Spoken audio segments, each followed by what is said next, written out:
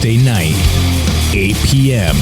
It is time for Indie 180. How much time do we have? 180 minutes of rock and metal featuring the Monolithic Music Minute.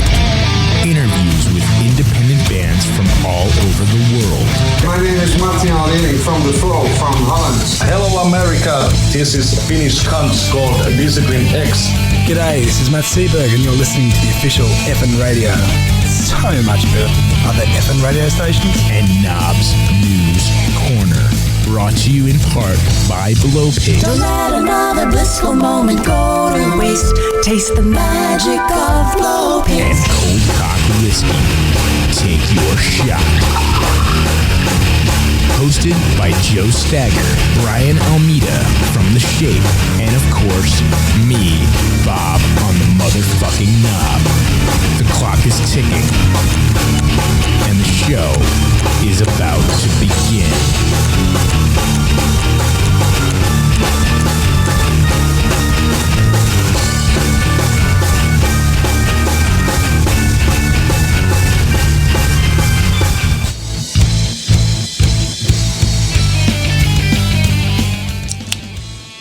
What's up, everybody?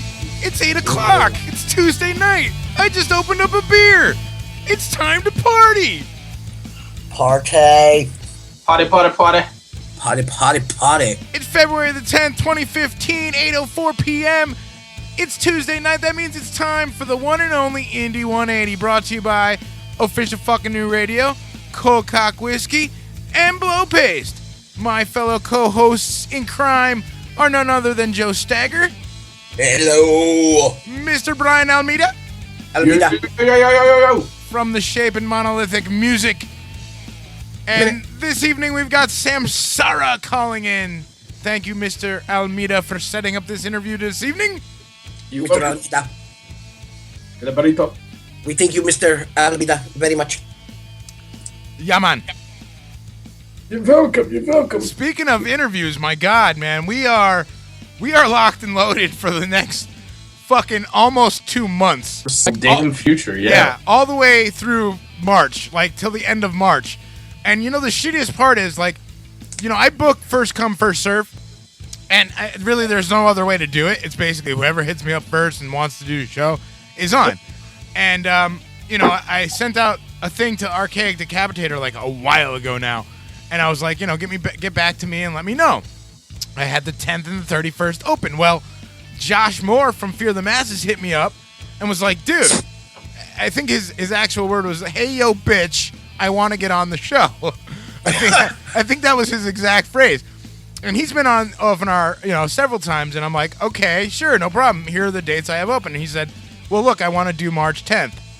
I said, I have it open. You're good to go. You're on. Done. Well, I just got an email, like literally 5 minutes ago, from Archaic Decapitator, like, yo, we want to do April, March 10th. And I'm like, well, sorry. All I got left is March 31st, man. You got to be quicker on the draw, man. You can't sleep on this stuff. So let me run through all the fucking interviews we got. Tonight we got, of course, Samsara. Next week, the 17th, we got Drew of The Maddening Process. Possibly other members of The Maddening Process going to be on the air that night. Very cool. On the 24th, we got Steve Lewis of Big Hit Records. Cannot wait to talk to him. He's from California. We're going to talk to them. It's going to be awesome. On February the 27th, which is not a Indie 180 show, but a show nonetheless, an actual show, like an actual venue show, like an actual show that I'm actually going out. On the 27th is the Connecticut Metal Goes Acoustic 2, presented by Fear the Masses, featuring The Shape, Fear the Masses, and a whole bunch of other fucking bands that I can't remember. Whole bunch of bands composing the Apocalypse, doing acoustic. What? The Shape doing acoustic. What? It's going to be awesome. And OFNR is not only going to be there to broadcast live, we are actually going to be recording the sets and stuff for a future CD release. And I'm so very happy to be asked by Fear the Masses guys, and they bribed me with the most cool thing ever. They said, we'll pay you. So, what? First time in 8 years, man. That's awesome. And look, I don't care if it's I don't care if it's $10. You know, it's just the thought that, like, they consider me enough of a professional to come out and do this for them and actually, throw me a couple bucks or whatever for gas and some drinks or whatever. I think it's really fucking cool, and I'm really appreciative of being included in this show, and hopefully the weather doesn't turn to shit. Will you be drinking the Brass Monkey? I don't know. We're not doing it at Cherry Street. We're doing it over at the Outer Space in Hamden, and I don't know if they do booze. I've never been to the Outer Space in Hamden. They do There would be no point to go there. They do beer. Beer and wine. Beer and wine, that's it. So no Brass Monkeys for me that night. They should be doing fucking Cold Cock whiskey. Everybody should be doing Take your Cold Cock shot. They should, but I'm pretty sure it's just a license thing, man. Well, we're going to talk to Adam Grayer, speaking of. But before we get to Adam Grayer, on the 3rd of March, we got Eye of Anubis. On the 10th of March, we've got Josh Moore of Fear the Fucking Masses. On the 17th of March, we've got Adam Grayer of Cold Cock Motherfucking Whiskey, one of our sponsors. Thank you, Joe Stagger, for setting that all up. More than welcome. And, of course, Tuesday, March the 24th, Ethan Murphy of Scars of Envy. So, boom, that's like 1, 2, 3, 4, 5. The next 6 weeks are booked. Done. That's straight 2 months. Bro, it's really kind of something else, man.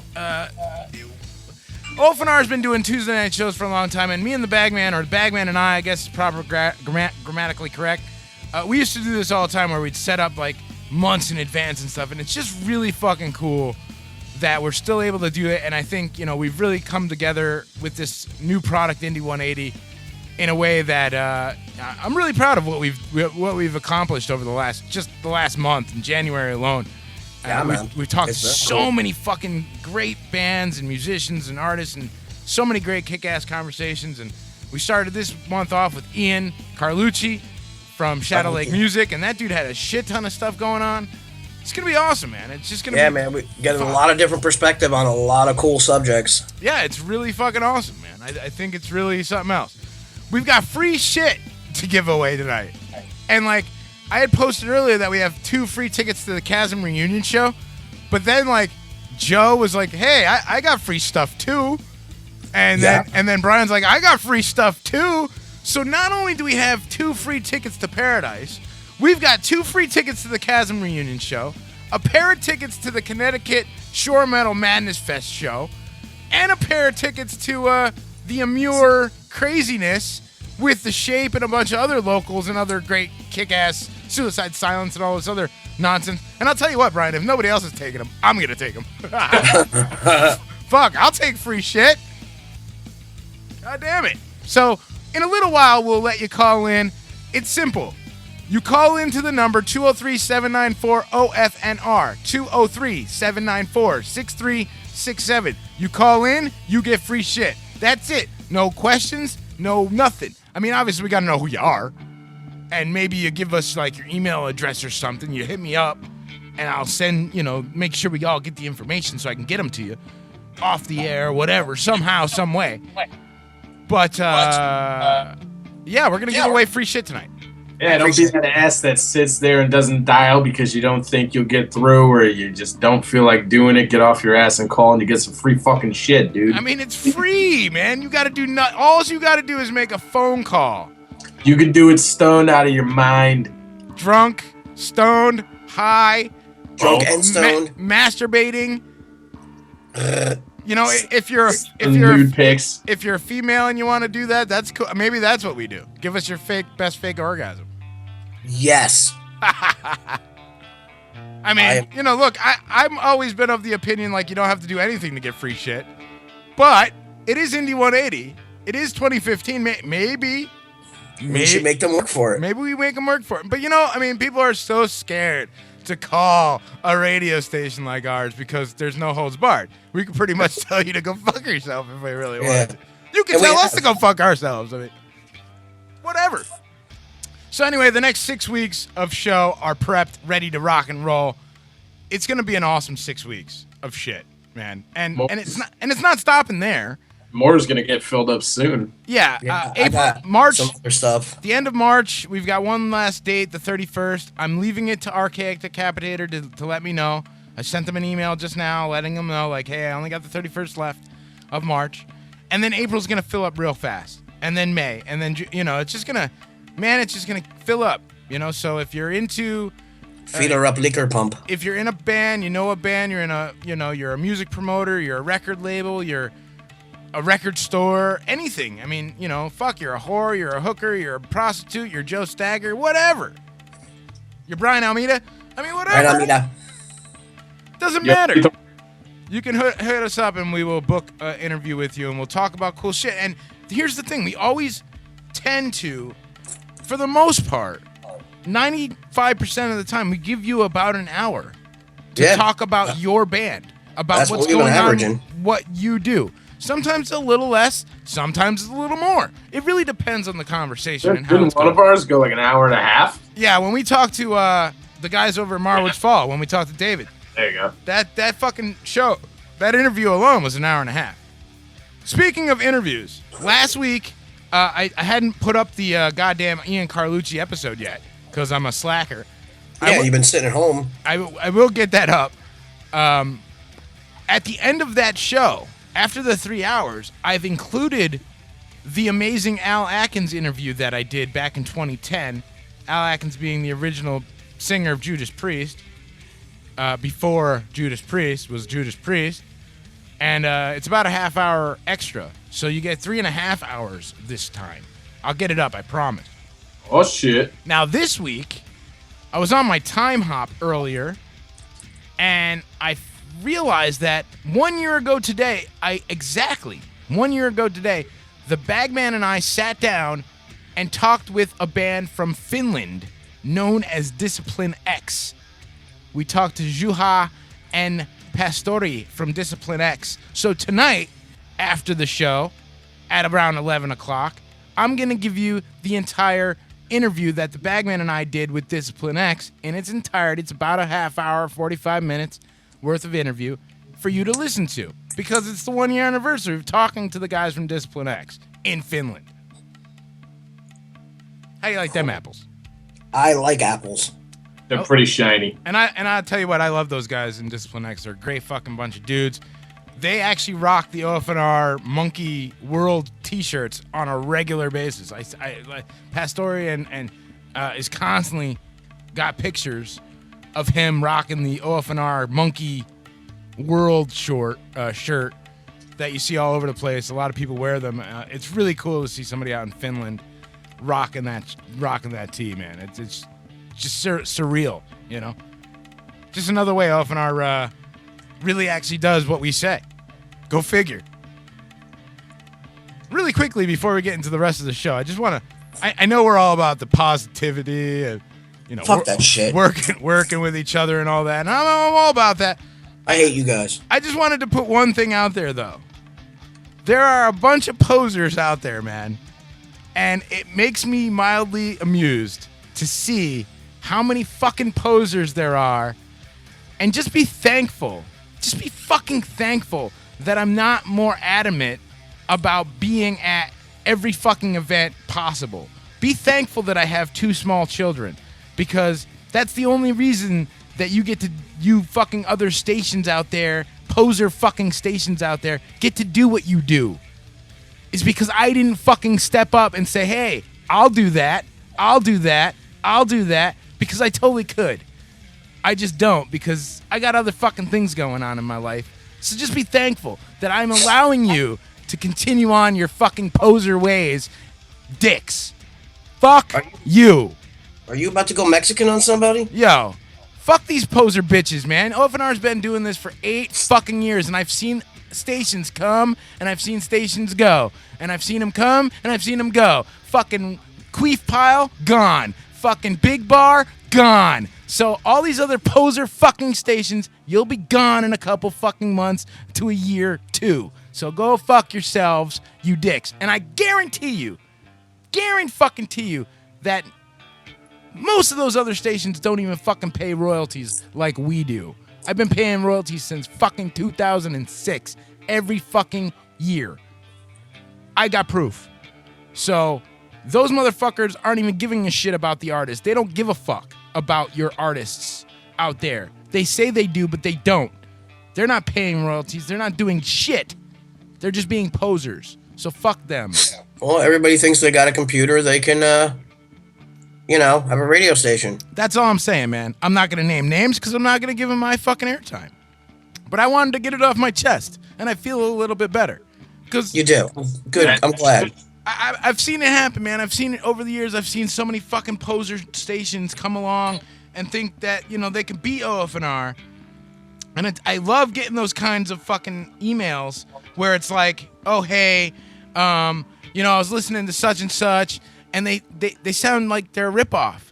There are some really great ones out there that I love, man. There are other stations that I absolutely love because they're true. They're fucking honest motherfuckers. Like DIU TV, honest motherfuckers. True to their word, actually support, actually do things. There are others, on the other hand, who are scheming, conniving dipshits who talk about dick way too much. And you know what I say about that? Well, some people like the dick.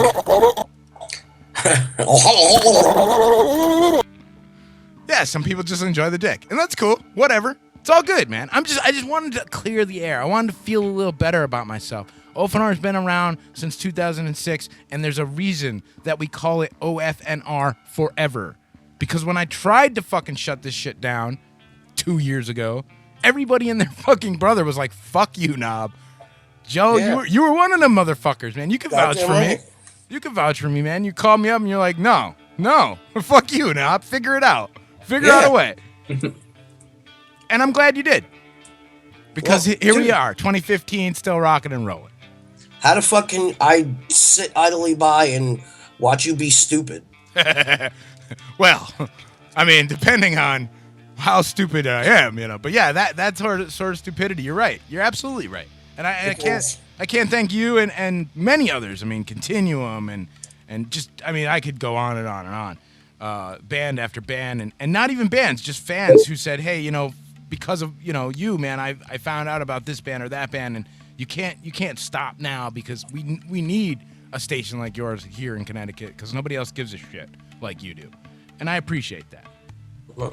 Now then, moving forward onto the actual show. I came across this cool little band name generator. So Oh boy. tonight we're gonna come up with our own band name. I'm gonna click the button and whatever the name is, that'll be our band name for tonight. Awesome. And then maybe next week we'll have a different band name. I don't know. We'll see. So it's from musicindustryhowto.com. You should actually check these guys out if you're in a band, know a band, and they need a little bit of advice or help. This is actually a really great website. There's a lot of like ebooks and information on utilizing technology and a lot of the stuff we've been talking about over the last few weeks, last month, I guess, in regards to that. So, do you guys want to know what our band name is tonight? Yeah. Our band name tonight, and I am gonna click. Somebody tell me to stop. I got my eyes closed. Stop. Tonight, our band name is Ivory Plus One. That's very indie. It's totally indie. We are tonight. We are Ivory Plus One. So, there you go. Not much to say about that. That's it. We're really white and we like to add. I'm not. Speak for yourself. I'm not white. So I'm only half white, man. Me plus two. Hopefully not the bottom. Hopefully not the bottom half, because. Well, I think it's the top half. you Spaniards and your little thingies. Hey, listen here, man. My shit looks like a taquito. It even got the red sauce. Something's wrong with me. Wow. Yeah, dude, I'm never eating a taquito again. Yeah, you'll look at those way differently now. Don't even want to look. That's just the best fucking sound ever. Best sound ever. All right, so look, we got to talk about this. We have to do it. I know it's been talked about to death over the last couple days, but we got to talk about it. We got to. We have to. We have to. We absolutely must. This fucking dickhead. We have to. I mean, Why are we giving this guy more airtime? should we not? I mean, I think it's important. I mean, Dude, over the years, has anyone come to not expect this at any kind of forum or award show? I don't know why people are so surprised. I would be shocked if he did. I would have been shocked if he didn't go up there. I'm not necessarily surprised, but it's just a clear indication of douchebaggery that we have. I mean, I think it's a necessity. I really think that we should talk about Kanye. We got to talk about Kanye a little bit. Sure. I mean, even if we just go in passing. So recently was the Grammys. For anybody who actually watched and gave a shit, I did not. Nor did I. I was doing things. I was at a show. I was doing things to myself. Ooh. It was more entertaining. And apparently, first and foremost, I want to congratulate personally Tenacious fucking D for winning a goddamn Grammy for best goddamn metal record or song or whatever the fuck it was. Yeah. They did not win for the greatest song in the world. They won for a tribute to the greatest song in the world. And anybody who knows the D knows that reference. If you don't know the D, go fuck yourself. I love the D, and I think, quite frankly, they're pretty goddamn good. Yes? Are they a comedy act? Yes. Should you take them seriously? Fuck no. Does that make them any less musicians? I don't think so. No, but does it make them viable for that award? Apparently it does. It's debatable. Apparently it does. Well, hey, look, it's not debatable. They fucking got the award, did they not? Dude. If no. you go by cold hard facts and not theoreticals, yeah, they did. Yeah, there's no theoreticals about it. They walked away with a fucking Grammy for a Dio song that they covered.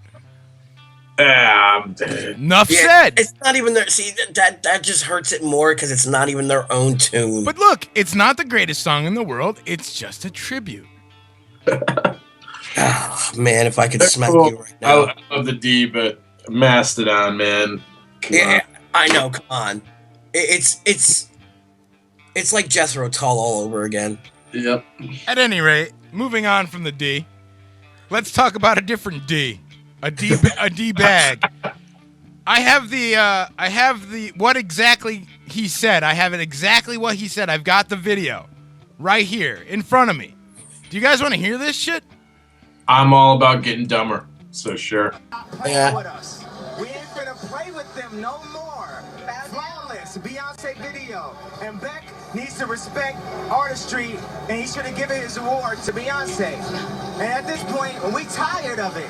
Because what happens is, when you keep on diminishing art and not respecting the craft and smacking people in the face after they deliver monumental feats in music, you're disrespectful to inspiration. And we as musicians have to inspire people who go to work every day and they listen to that Beyonce album and they feel like it takes them to another place. Then they do this whole promotional event that, you know, they'll run the music over somebody's speech, the artist, because they want a commercial advertising. Like, no, we not playing with them no more. And by the way, I got. So anyway, I mean, look, I Look. First of all, Beyonce's not a musician, nor is Conway. Look, I can't even, like, there's a whole nother, like, minute and a half of him rambling on stupid shit.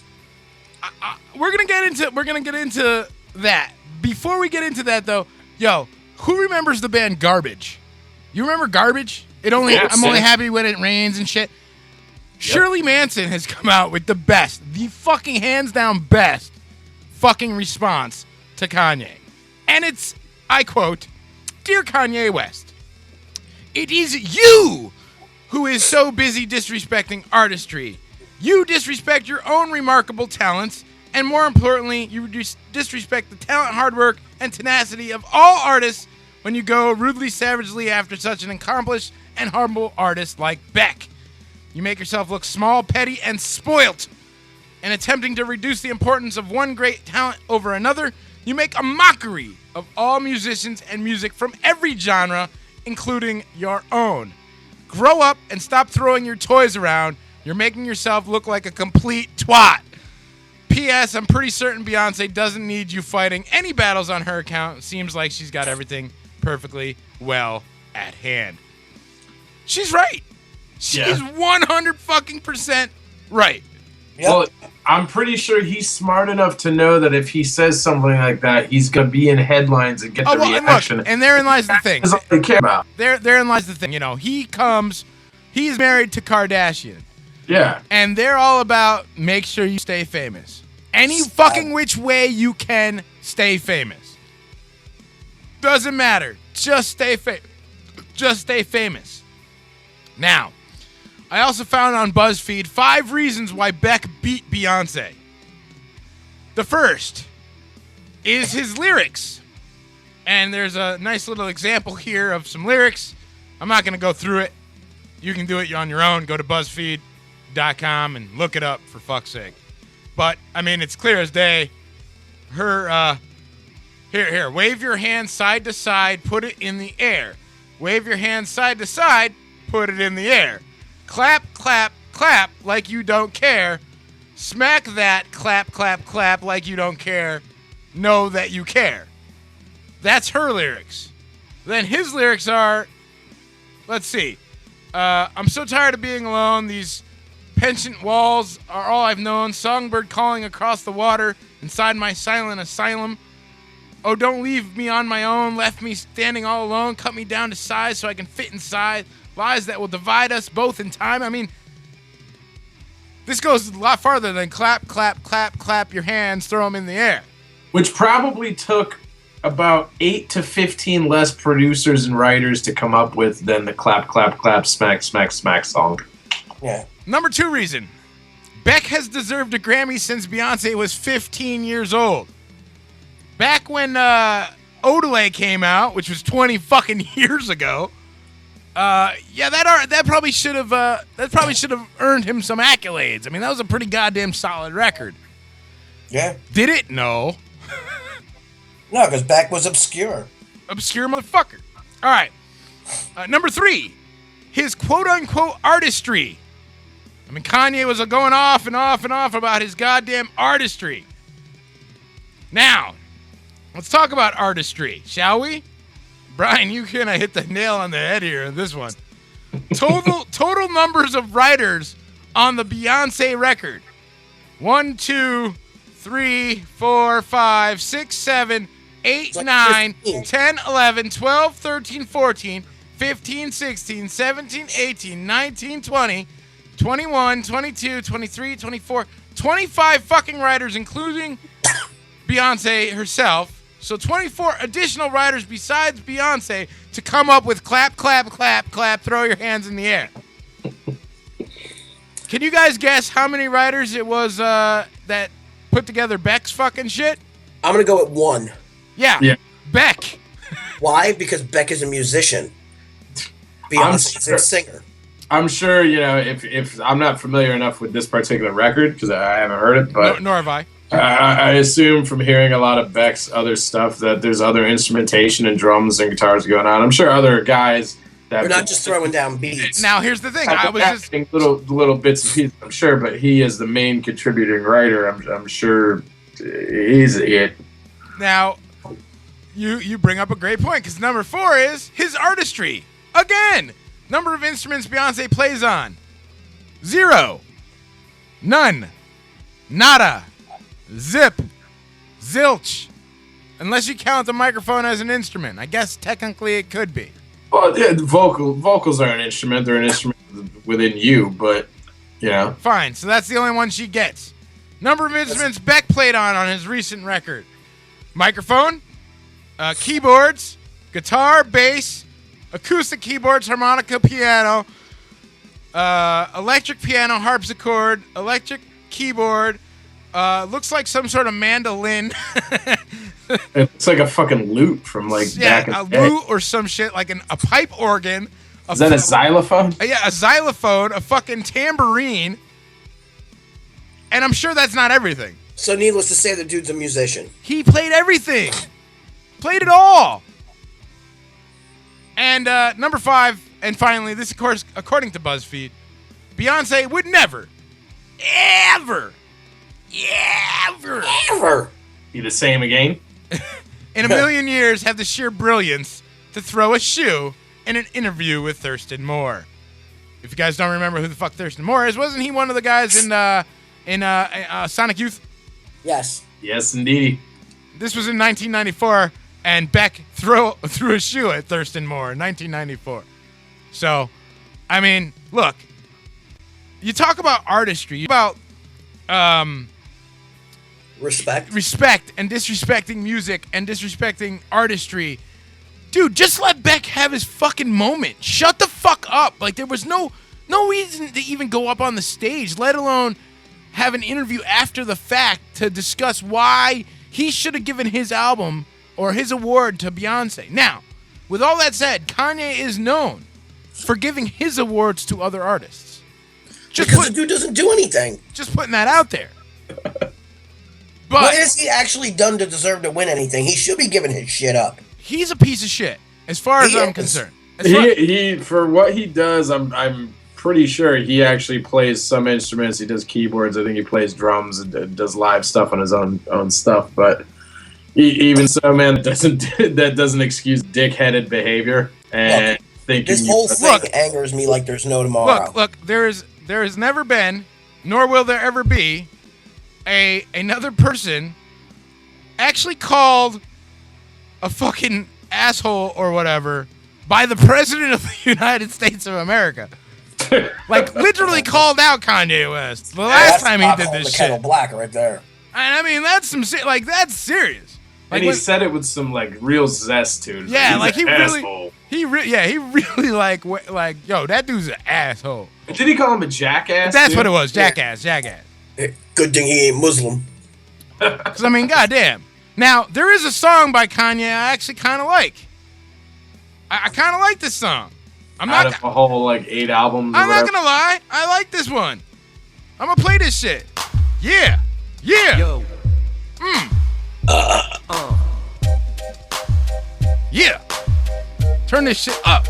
Oh, the creativity. Yeah.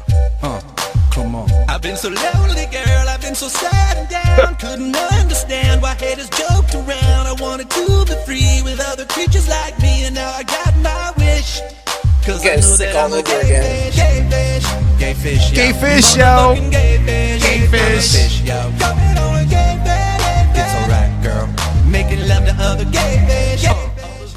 So for those that don't know, that's not a Kanye West song. That's a fucking Matt and Trey Parker song from South Park. And it's awesome. It's fucking... It's just as funny today as it was when it came out. and the sad part is it sounds like something Kanye would write. It really... For a second, when you were like, oh God, I'm going to get sick, I was like, dude, does he not know? Yeah, I know. It's just, you got to go along with it. It's just sad because it really sounds like something he would write. Seriously, it really does. And you know, like tinge that. I mean, he literally is like a pure no talent hack. Dude, you know what one of the greatest, that whole episode, that actual episode is phenomenal because like he's like, I'm a lyrical genius. I'm the greatest. Like, and he just can't figure out the fish sticks joke. You know, it's just so funny, dude. It really is remarkable. And then he's returned with the Hobbit. My girl is not a hobbit. Wait a minute. She ain't gone on no hobbit missions. Wait, she don't live in no hobbit cave. Wait a minute. Tell me again how you not a hobbit. Yo, man, fucking South Park's the best. They're fucking the best, yo. The best. I just can't. When he speaks, I want to hurt somebody. Yeah, this whole situation angered me like there's no end. Because you literally have someone who is, in my eyes, neither of them are musicians. They are singers. And barely at that. For both of them. To me, Beyonce's not a lot of talent. There's nothing that draws me in, drunk in love. Yeah, whatever, dude. You tell me when you get drunk how much you in love, because shit ain't happening like that. But it's the stupidity. Not only did he say something stupid, he made it more stupid by trying to present it to a person who didn't deserve it either. It's, you know what it is to me, like what makes it so upsetting? Like, look, I don't give a It's fuck. a clicky thing. I don't give a fuck about the Grammys one fucking iota, really. But like, yo, like, Beck has been at this a long time. Like, even if he's not a newbie. Even if you don't think he deserves it, that's like a once in a lifetime kind of opportunity. Like, let him have his fucking moment, yo, and then you can comment on it all the fuck you want after the fact. What purpose is it that you get up on stage, except for what Brian said earlier, which is you gotta stay famous. You gotta stay in the limelight. You gotta stay famous. You gotta stay recognized. He just sold 10,000 albums by doing that. Oh God, yeah, absolutely. I think people are also forgetting here that, like, for one, he's judging other musicians. Period. Right? Like Shirley Manson said. And who gives a fuck? This is all opinion-based anyway, man. The people who vote on this stuff for the Grammys, just like for the Oscars, are a select group of like 5,000 to 10 or 15,000 people, whatever the number is, that are allowed by an academy to vote. So who gives a fuck? It's not everybody's opinion. At the end of the day, I guess nobody really gives a fuck. But I had everybody talked about it. Everybody was talking about it. I had to at least discuss it, make us seem hip and cool and part of the, the cool club of people. Well, absolutely. But like looking at the list of that, like albums of the year: Morning Phase by Beck, Beyonce, X by Ed Sheeran. Okay, In the Lonely Hour by some dude, Sam Smith, and Pharrell Williams with a Girl. I'm sure there's probably like 40 albums that might have been better than those that came out this year. Yeah, but Beck's album was good. Well, it look, was not maybe, creative. Maybe it wasn't great. Maybe it wasn't good. But you know what? Beck's been at this a long fucking time. Out of what was chosen, his was by far the best. Yeah, give him one. It's a gimme. Give him one. What harm is there? Look, if you tallied up and listened to all those albums, his by far blew them all out of the water. It's, Pharrell's pretty good. I'll give him his props. You, sir, can go fuck yourself. But Ed Sheeran's a pretty talented dude. Yeah, no, Ed Sheeran is actually a really talented motherfucker. Actually plays his own instruments, I think, too, right? He does some complex kind of arrangements and stuff. Yeah. See, I don't know. I respect that a lot more than, look, what I read off 25 fucking people to write those really shitty fucking lyrics? Dude, Joe, you and I could sit down, you, me, and Brian, in our brand new band, could sit down tonight and write better lyrics than that shit. Yeah, we could probably pump out at least, like 2 or 3 songs that are of good quality lyrics. And we could win a Grammy next year. We should. Ivory +1. Ivory +1 up in this hizzy. Let's do this. Yeah, boy. And we'll just do samples throughout the whole thing. Yeah, we'll just sample. We'll sample Beyonce shit. Uh-huh. We'll sample Kanye saying stupid shit. Yep. That's what the lyrics should be. Is samples of Kanye saying stupid shit. And that could be the whole song. The whole song is Kanye saying stupid shit. See, look, it's written already. I love it. I think it's great. This is great. What a great idea. Done and done. Can I please be the dude that yells out, yeah? Yes. Well, look, like, the first song is us just doing mad props. Like, so we do like a beat, and then like it's just us like talking over the beat. Like, yo, I want to thank, and we thank every person that's ever been in our life ever. Because that's what they do on these records, man. Yeah. Yeah. It sucks. Shitty. But who has to get hit with the beat and B to bring up that treble? All right. And where's my snare drum? No, man, it's all about the bass. Fuck the bass. No treble. And bring me to church too. Bassist is somewhere here. So that's what we'll do. That's what the fuck we'll do. We'll take all those tracks, like all the songs that won Grammys. We'll take all the best parts of those songs. So like, Bring Me to Church and like, like all those #1 tunes like that have been in like the top fucking 10 Billboard charts for the last fucking year. We'll take all the best like the little like snippets, the hooks of those songs. Snippets, Brian Almeida. and we'll make one song out of all those hooks, and then we'll have a hit song. Yeah, it's guaranteed. We're already going gold, and we haven't even put the album out yet, and we're already at gold. That's all pop music really does anyway, man. You're recycling shit at this point. It's like, what's that old saying, man? There's like only how many versions of the same story, and there's only how many iterations of a song that you can go through. Right? Might as well. Yeah. Take me to church. Take me to church. Take me to church. Take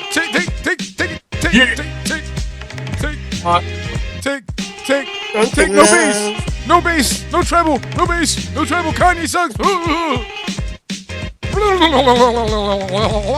High school. High school. Yeah. I'd like to thank everybody in my life. You can go fuck yourself. Yeah. Make the slicker. Now we're gonna have to pay Cyperna. I would like to thank everybody. I would like to thank every motherfucking body. The bitch who watched me in preschool. Yeah. All right, enough of that bullshit. Let's go to some music. Let's play some tunes. We got about 15 minutes till Samsara calls in. I've got brand new fucking tunes from a whole bunch of bands that I want to get to that I didn't get to last week. Like? Including, but not limited to, the band from Copenhagen, Denmark, known as the Red Wolves. I got brand new music from, I think they're from Chicago, Aftermath. When Will You Die is the name of the track. And I've got right on deck coming up next from New Jersey, calling us in a couple weeks, like the end of March. I have Anubis. They got a brand new track up on their Reverb Nation that you can get for free. Yeah. Speaking of free shit, we got free shit too. You can get it by giving us a call in just a little bit. Don't go anywhere. It's official fucking new radio. We're gonna be back. Tickets. We're gonna be back in about, I don't know, 10 minutes or so, give or take. Then we got Samsara. I'm going to get more drinks. Yeah, time. Exactly. I gotta go refill my drink. I gotta get a smoke, and we'll be back in just a little bit. Don't go anywhere. Here's some fucking Eye of Anubis right Smoking here pancake. on official fucking new radio's Indie 180. You're hearing it first. This ain't no rap shit. Titties.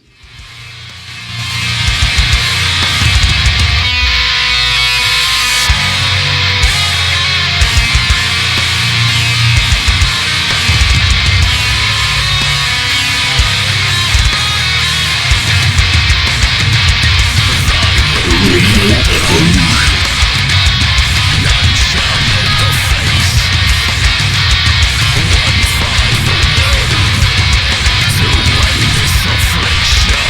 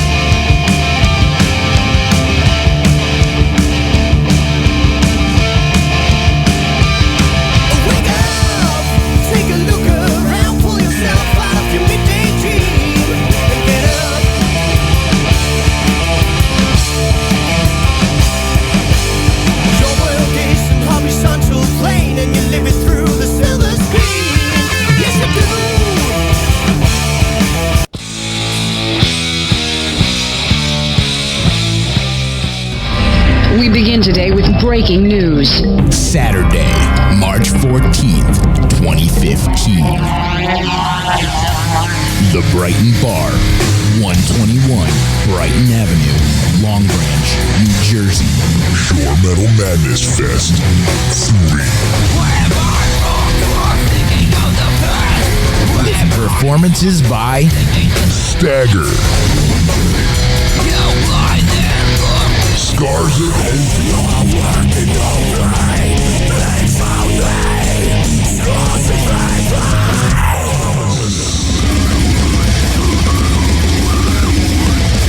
Continuum,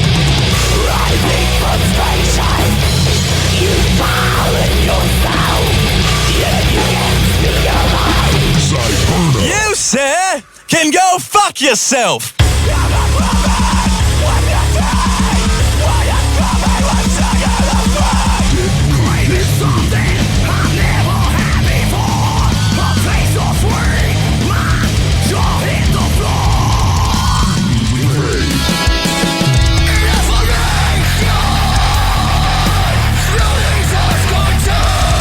Paralysis,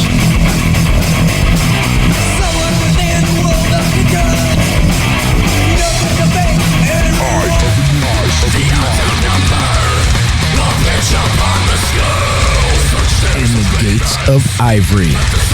Saturday, March 14th, 2015. It's time to go mad. Don't mind if I do. Shore Metal Madness. 3. Brighton Bar, 121 Brighton Avenue, Long Branch, New Jersey. But don't invite your liver.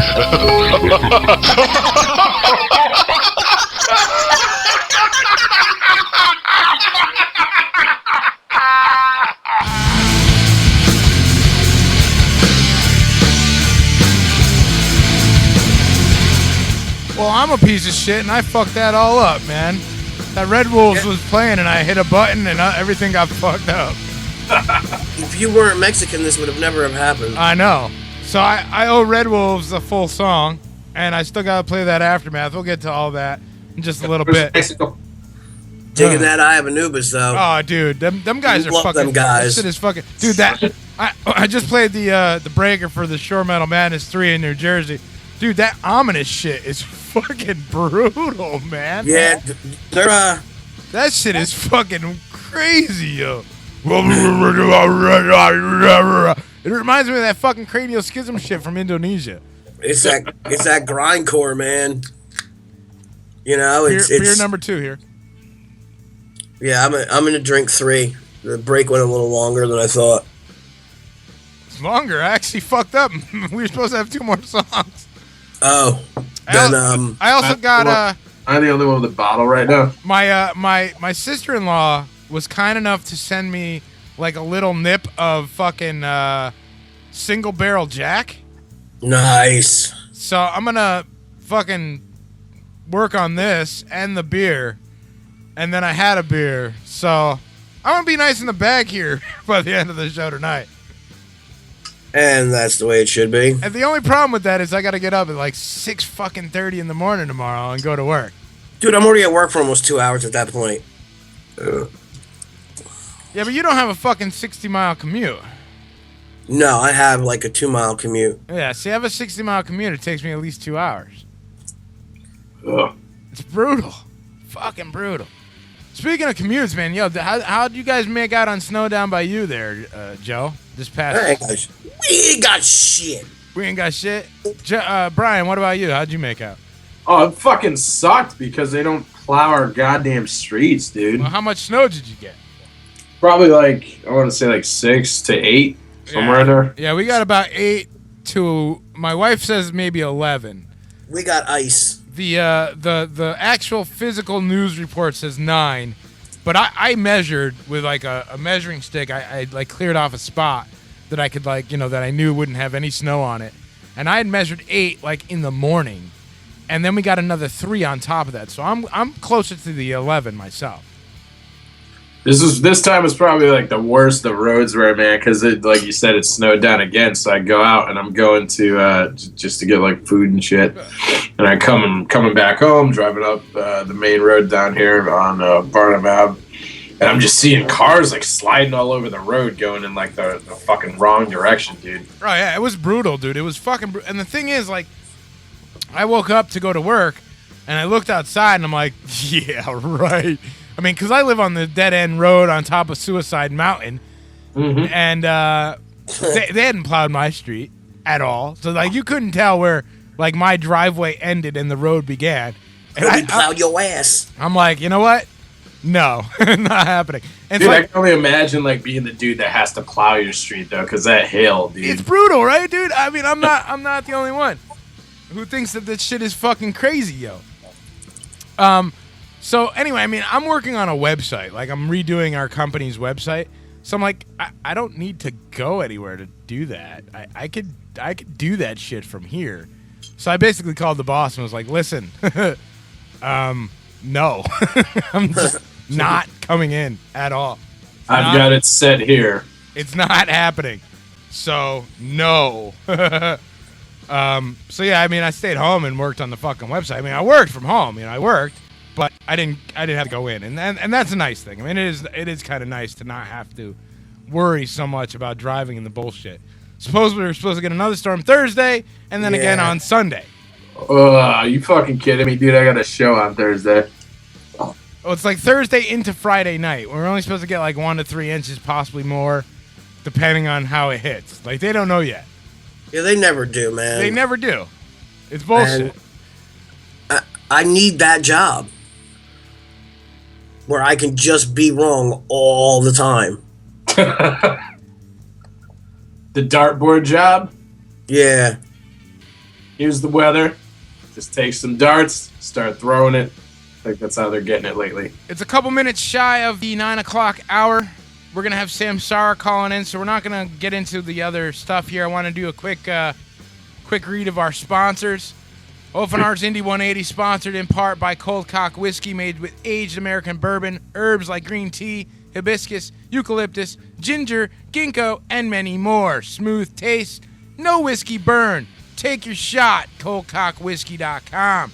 Also brought to you in part by Blow Paste. Unlike most lubricants that have preservatives and aspartame, Blow Paste is a simple way to keep your mouth clean and fresh while doing the deed. You can also use Blow Paste for massage, lip gloss, and of course, hand jobs. Blow Paste is good for any cavity. Substitute your toothbrush with a dick.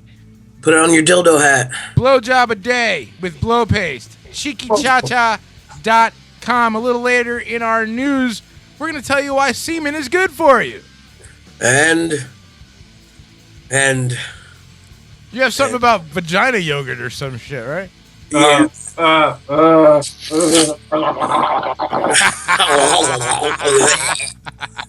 That's like our favorite fucking sound effect here. It doesn't even look right. Vigert. Dude. The yogurt. So we're gonna get to all that stuff in a little while. Samsara should be calling in. Samsara, right now, Mita. Anytime now. Burrito. You did tell these guys 9 o'clock, right? I told them 9 o'clock. I'm hitting them right now. All right, good. We've got right now. We do have quite a bit of other things to get to. I have Billboard.com had put out a thing on 15 rules of making it in the music industry. So we can run through that until they call, I guess. I mean, if you guys want to do that. Sounds good to me. I mean, this way there's not like dead air. I'm touching myself. I bet you are. I am. Already finished, man. I bet you are. I'm going to go for 3 hours straight. Well, then you should have been going. You should have been going for a fucking hour already. Yeah. Aren't you chafing? I mean, come on. Nah, man. Baby powder. Or blow paste. Blow paste, yeah. I'm feeling quite minty. I'm gonna see if I can't order like a shit ton of like samplers from them for the Shore Metal Madness Fest. That would be excellent. Wouldn't that be Because fucking cool? apparently, according to Carmine, I'm giving out free hand jobs. And you're going to need some blow paste. I mean, you're not giving blow jobs, but you could use them for hand jobs. Cheeky Cha-Cha, man. CheekyChaCha.com. I'm going to hit up Jasmine and see if she can't help me out here. I'll order a bunch, and maybe she'll send me a bunch. Yeah, because tell her she could sponsor the event. Yeah. You could do a last-minute sponsor. Yeah, I'll let her know. I'll hit her up. Hey, I think this might be Samsara. Do they have taquitos? I don't know. We're going to find out. We're connecting. It's connecting. I guess we're not That's doing the first question you asked. Do you have taquitos? I'm gonna. Maybe this is somebody who's wanting free stuff. It could be. Could be. Answering. This thing takes so fucking long to answer. Connected. We are connected. Hello. Greetings. Do you have taquitos? Hello. Hello. Hello there. Is this Samsara? Yeah, this is Samsara. You have reached Samsara. How may we help you? I thought maybe you guys wanted some free shit. We got free shit. You guys want some free shit? You want free tickets to shows? I don't know if we can give free shit to our guests. What is the rules of that? You can bend the rules. Let's see what happens. I mean, we got free tickets to. We got a pair of free tickets to the Chasm reunion show going on at Hamden Ballroom at the Outer Space at the end of March. We've got 2 free tickets to the Connecticut Shore Metal Madness Fest happening over at Cook's Cafe, and then Brian has some free tickets to go see Immure and Suicide Silence and The Shape and a bunch of other shit. Ugh. And so, I mean, I don't think we should give them to you guys. You guys are our guests. I don't think that's fair. Unless they have taquitos. Yeah, we don't like The Shape. Oh well, yeah. We don't like The Shape either. They're like Kanye West. Pretty close. It's pretty much the same thing. Almost. And I mean, that new album, really, it's all like, you know. Excuse me. That's what happens when I touch myself. Well, welcome, guys, from Samsara. Introduce yourselves so that we all know who you are. Hi, I'm Joe. Not you. Hey, Joe. My name's Nick Canato, and I play drums. Andrew White, and I play bass. And I'm Pat Stone, and I sing and I play the guitar. So this is like all of Samsara. This is every lot of it. Wow. Every last bit of it. 3/3. 3/3. Wow, the whole band. You know, we haven't done the whole band thing in a while. It's the fucking first? No, it's not a first. We've done this before, but it's been a while. It's been an awful long time. It's been a minute. We had almost all a chasm. Mm-hmm. We had 2/4 of chasm. Yes. 3. 3/4 of chasm. Yes. Yeah, Keith. So what you're saying is we're very special. Yes, like a minibus special. Like a taquito. On the ball. Fucking taquitos, man. So we're going to spend the next little while, probably about next half hour to an hour here, talking with you guys about your band, about what you guys have been up to, what you guys are up to, and You're in a band? and all that fun shit. And of course, we're going to talk about the music industry, and we're going to go way back, and we'll talk about albums and things. But the first thing we got to talk about, you guys are a relatively newer band. You were formed in the summer of 2012, according to your Facebook page. So that's only like 2.5 years or so. Guilty. Guilty as charged. But I mean, you guys have obviously been playing music and stuff a lot longer than that. Yeah, I guess so. Like, I don't know, 10 years or so, give or take. Yeah, we've all been in bands for most of our teenage to young adult lives. I'd say we have about 35 years music experience put together. Yeah, 35 years combined. Something like that. Excellent. Now, are you guys professionally trained, or are you just pick up and play? Do we sound professionally trained? Yeah, I don't think we would say professionally trained. Maybe one of us, actually. Maybe Andrew might. He looks professional. Nah. I'll do whatever. But whatever I got it. But no, like, I mean, you guys didn't take lessons or anything crazy like that? Yeah, I took drum lessons for a while. I love my drum teacher. He was the man, but his style was like very, very different from mine. But I don't know.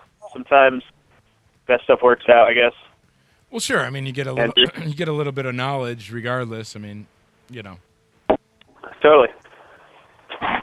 All right. So, obviously, the band name is kind of a strange one. It's not something you see very often.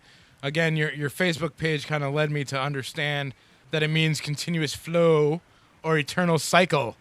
I hate when my woman's on an eternal cycle because that means I ain't getting. That means I'm not getting any. But tell us a little about where the hell did you guys come up with Samsara? Well, honestly, I came up with the name Samsara when I was taking a college course on Buddhism, and I learned about the cycle of samsara and how it's the opposite of nirvana, if you look into it. And it's and again, like you said, it means the endless cycle of birth and rebirth. And that came into the naming the band because we kind of like redid the sound of the band a lot until it became what you hear on Live to Longevity, which is our album. Which is our album. Yeah. Right. Yeah, it makes sense to me, I guess. So it was from college. Are you did you graduate college or did you say fuck it? I did graduate college, actually, believe it or not. And I actually graduated in 2012, so, you know, I got out of college and did the smart thing and I joined a band. Absolutely. Yeah. Well, absolutely. Now here's the big question. We graduated college. Are you in the field of which you studied? I am not, actually. None of us are. None of us are, man. It's so crazy, you know, when you think about it, because, like, you know, everybody's like, oh, go to college, you'll get a job. And it's like, you go to college, you study what you study, and then you get your degree, and then nobody wants to hire you. It's like, fuck. Yeah. Now I'm on to something else, you know. I feel the same way. So gotta combine your other life skills, man. Yeah, you gotta. I have drinking Rock and roll instead. Rock and roll exists? Instead. Oh, instead. Well, yeah, I mean, rock and roll is way cooler. Than Yes, fucking rock and roll does exist. Yes. School is for fools. Well, I mean, you know, there was some debate about that a little bit last year. You know, that cocksmoker Gene Simmons came out and said rock was dead. What's your thoughts on this, guys? You know, I did hear about Gene Simmons saying that, and you know, it really didn't faze me that much because it was Gene Simmons who was saying it, and Dave Grohl came out with a statement saying that rock and roll is more alive than it ever has been, and there's more rock and roll out there than there ever has been. And that's so so I think true. right now is the renaissance of rock and roll, if you will. I agree. I think so too. I think we can all agree. I mean, look, it's you can be inundated if you were an active consumer in music. You could be inundated with the amount of rock and metal and you know, music in general if you really want to go looking for it. I mean, it's out there. There's so much to find. You just gotta know where to look. Yeah, it's true. And it's really not even that hard of a, like, it's not like you have to search. It's you basically put in, you know, one quick search and then you get a shit ton of results in very short order. Yeah, just ask Siri. Just ask Siri. I should do that. I should pull up my Siri and see. Yeah, where can we find rock and roll? Now, find out where the hookers are. Again, I go back to your Facebook page, and I'm going to quote here. Quote, the mission of Samsara is to encourage the listener to question the boundaries of genre and offer a journey across a spectrum of emotions. Now, that brings up my question of genre splitting. I mean, is there too much genre splitting? Is there not enough genre splitting? I mean, you got all these crazy different, like, subcategories and subcategories and subhumans like Joe Stagger. Yes. That's a good question.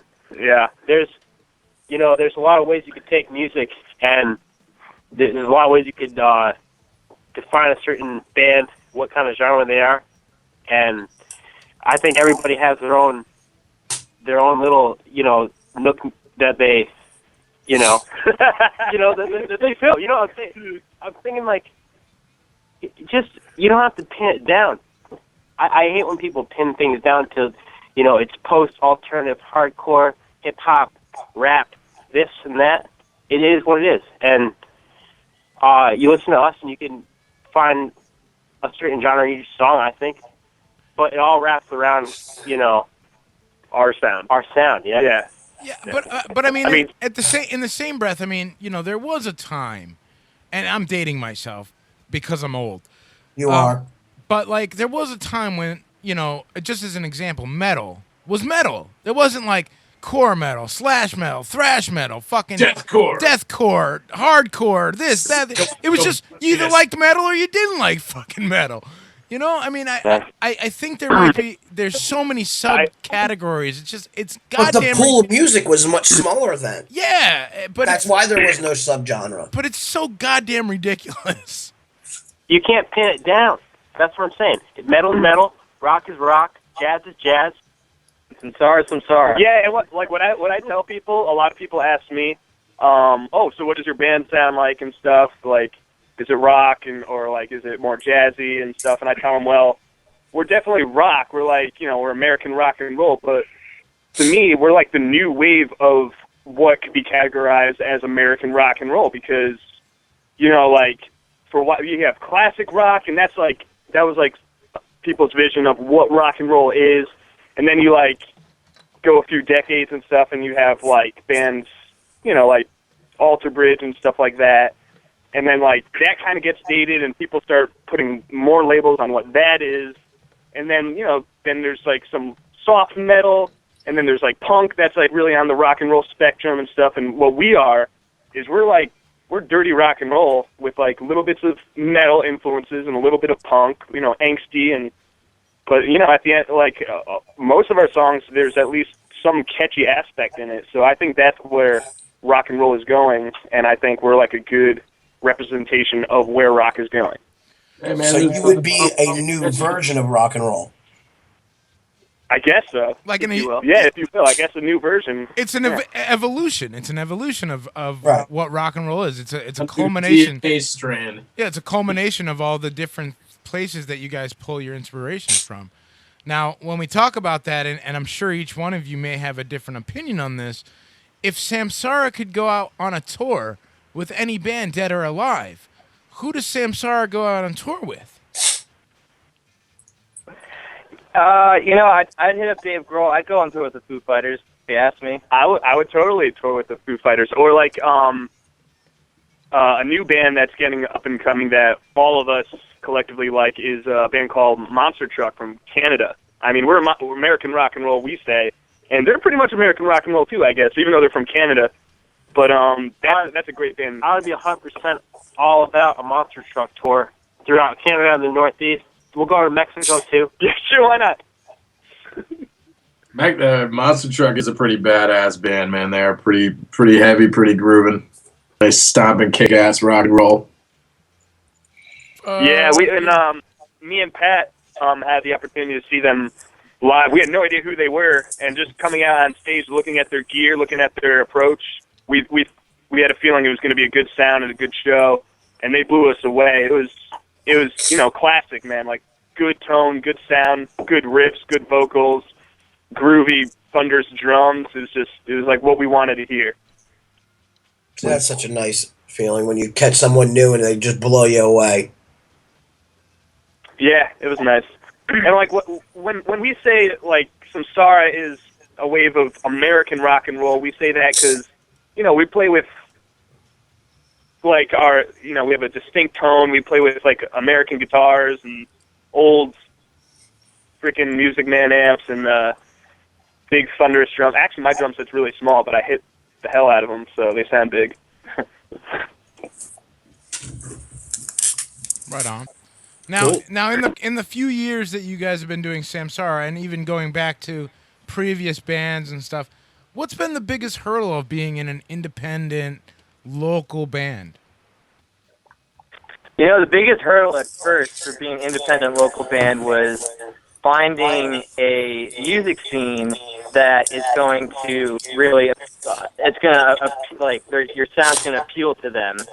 And only in like the last year have we've been having success with that.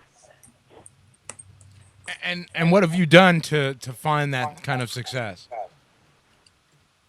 It's pretty much as simple as networking with a bunch of other like-minded bands and individuals who all want the same thing of going out. And monolithic music, as Brian knows, has helped us out a lot. Thank you, brother. Now, you speak on going out and networking and stuff. How vital is it for an independent band such as yourselves to physically go to like local shows that maybe you're not even playing on and meeting fellow musicians? I'd say it might be the most vital thing you could do, because I don't know how you're going to go out and meet all these people that you need to meet in order to get new fans for your music and find new friends to play with, essentially. Yeah, I mean, I'm in agreement with you. I think, honestly, and not just for bands, but I mean, I've said this, a few times before on OFNR. It's so vital to physically go out to shows and meet like-minded people, so that you can actually face to face talk to people and it's a bonding experience going to a fucking show, and seeing bands that you're all into. You know what I mean? If you do it enough, it starts becoming like a family. It starts becoming like you see kind of the same people, and yeah, you meet new people too, but you see the same kind of people at most shows. Those that are really dedicated to the scene and to the cause of making friends and making a good strong network and a good strong scene. And eventually, you really become really close with these folks. I mean, this is just my personal opinion. That's how what's happened for us here at OFNR is, by going out and meeting and talking and there's been so many bands that like I'm now really close friends with because of doing just that. I mean, hey, Stagger, perfect example. Joe, you and I would have never fucking met each other had I not gone to a fucking show in Jersey, Yeah. Absolutely. Yeah, it's cool I mean, to see what everybody has to offer too. Everybody has their own little bit, Every band has their own thing going on, and it's cool to go out there and see what everybody is about. True.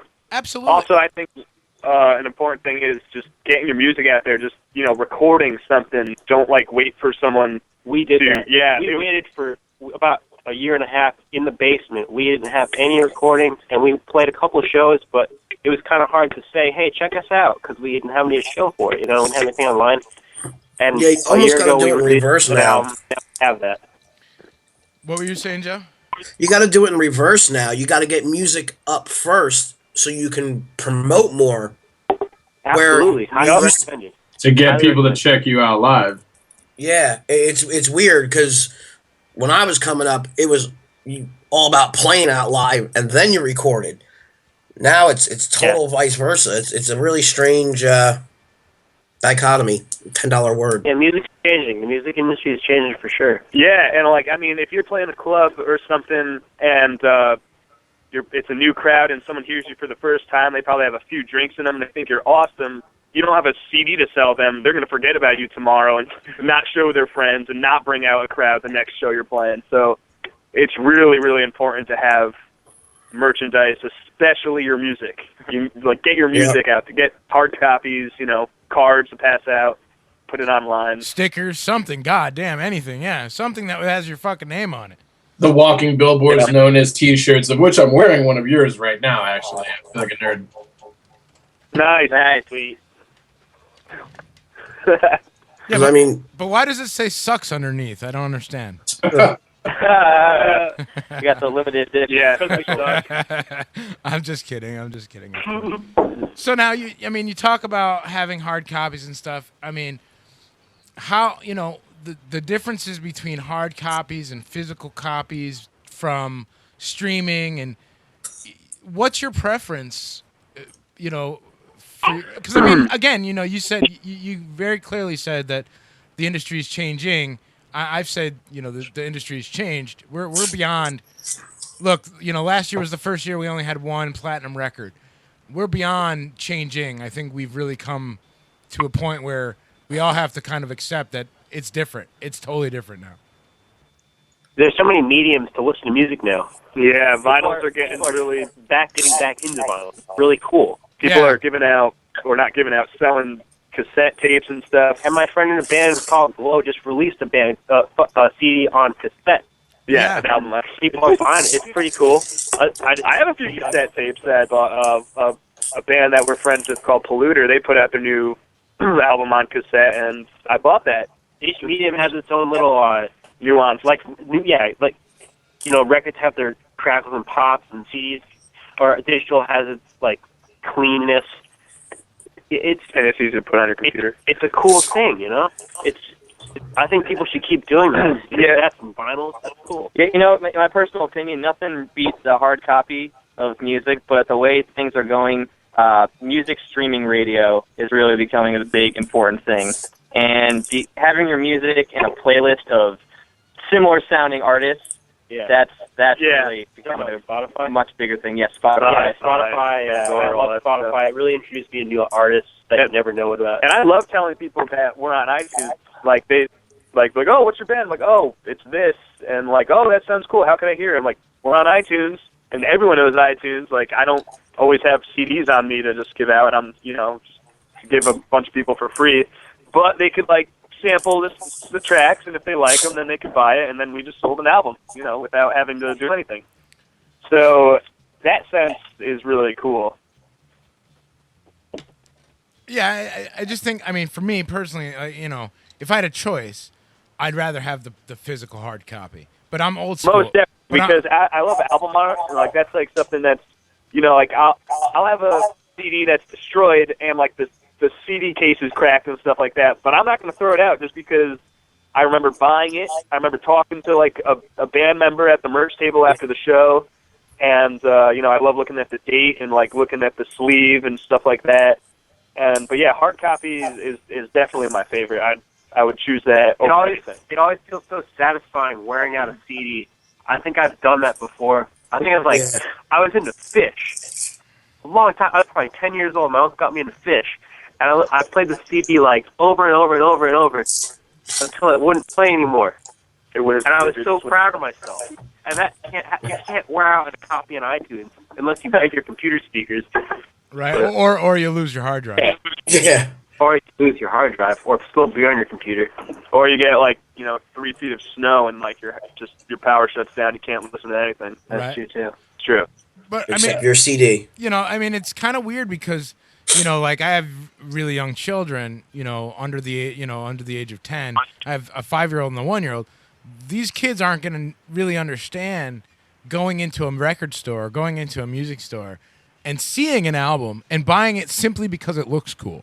I don't know how many times I fucking have done that in my life. Where it's like, damn, you know what? That looks fucking awesome. I'm going to buy it. And then it either is or isn't. It's a gamble. But, that whole part of music has kind of been lost in this digital world of ours. It's not the same. You don't get that feeling of like behind the scenes of who worked on this record, who... Yeah, and being able to talk to the person behind the counter that knows what they're talking about. Like, yeah, that's a cool part about going to a record store, too. Hey, I'm looking for this and that. Can you tell me where to find this and that? You have a conversation. It's like, dude, if you like this band, check out this band. Right. And now it's just, on the iTunes store, they tell you, I'm looking for, like, bluegrass, and they'll show you this is the bluegrass artist there. Or I'm looking for hardcore, and this is that, the artist there and there. It's like a robot now. Before it was a person behind the counter. So. Yeah, and it felt like you actually were, and not just felt like, but you were actually just like having discourse and actually having conversation with somebody who was like really passionate about their hobby or their consumption.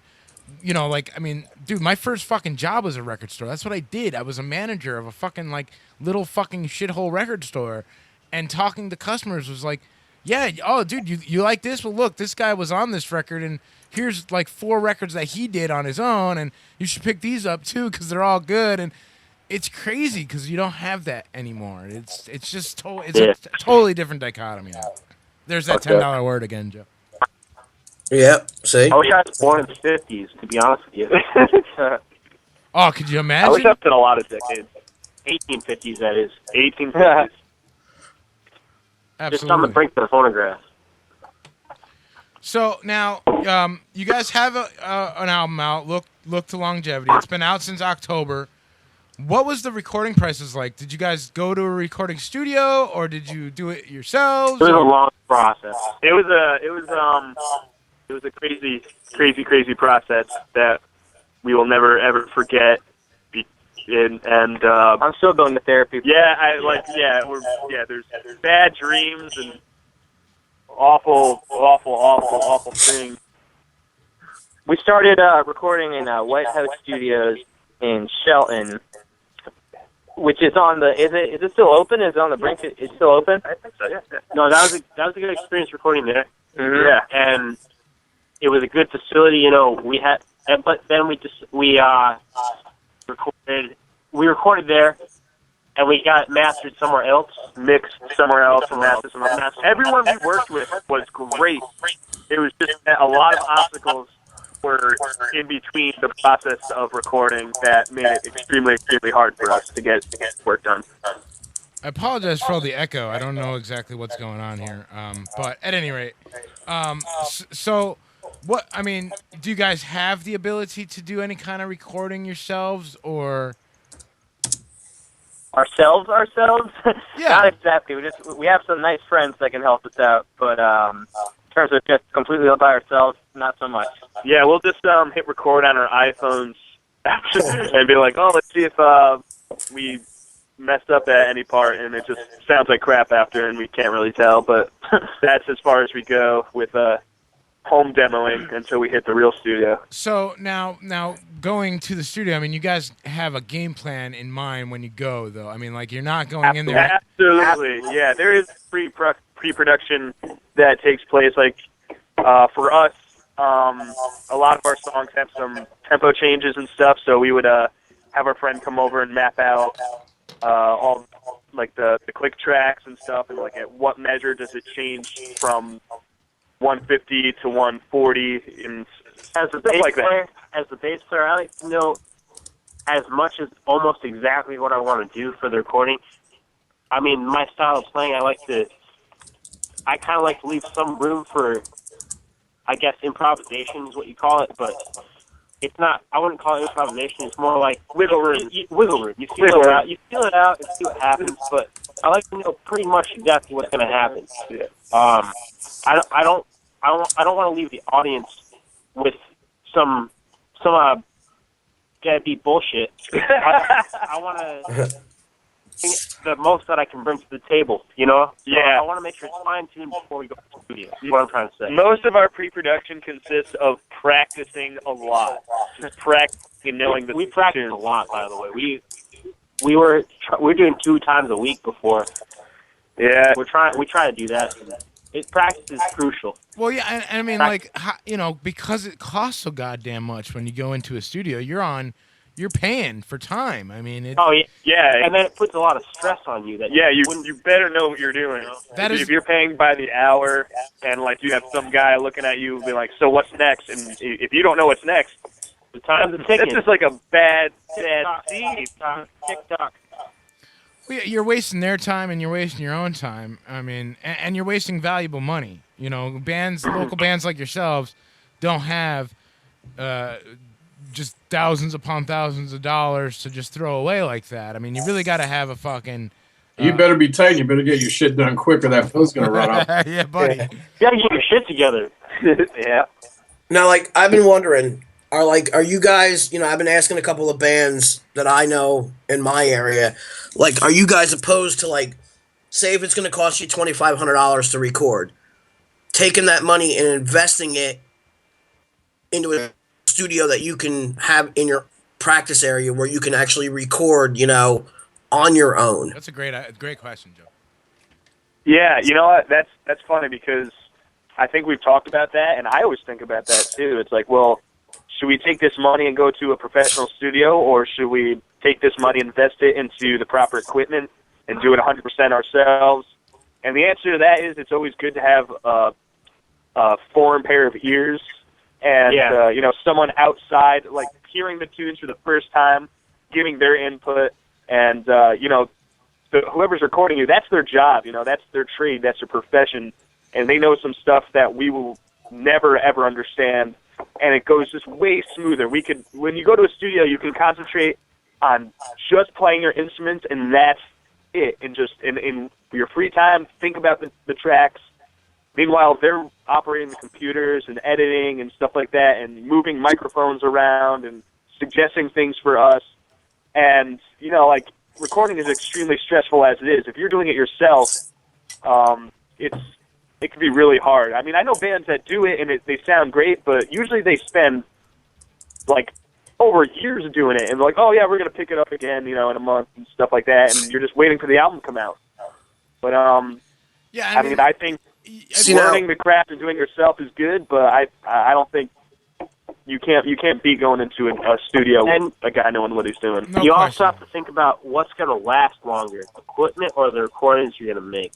So I say invest as much as you can, not just financially, but like you just have to put a lot into your recordings because that's what you're going to listen to when you're 80 years old. You're going to bring your kids are going to listen to this stuff.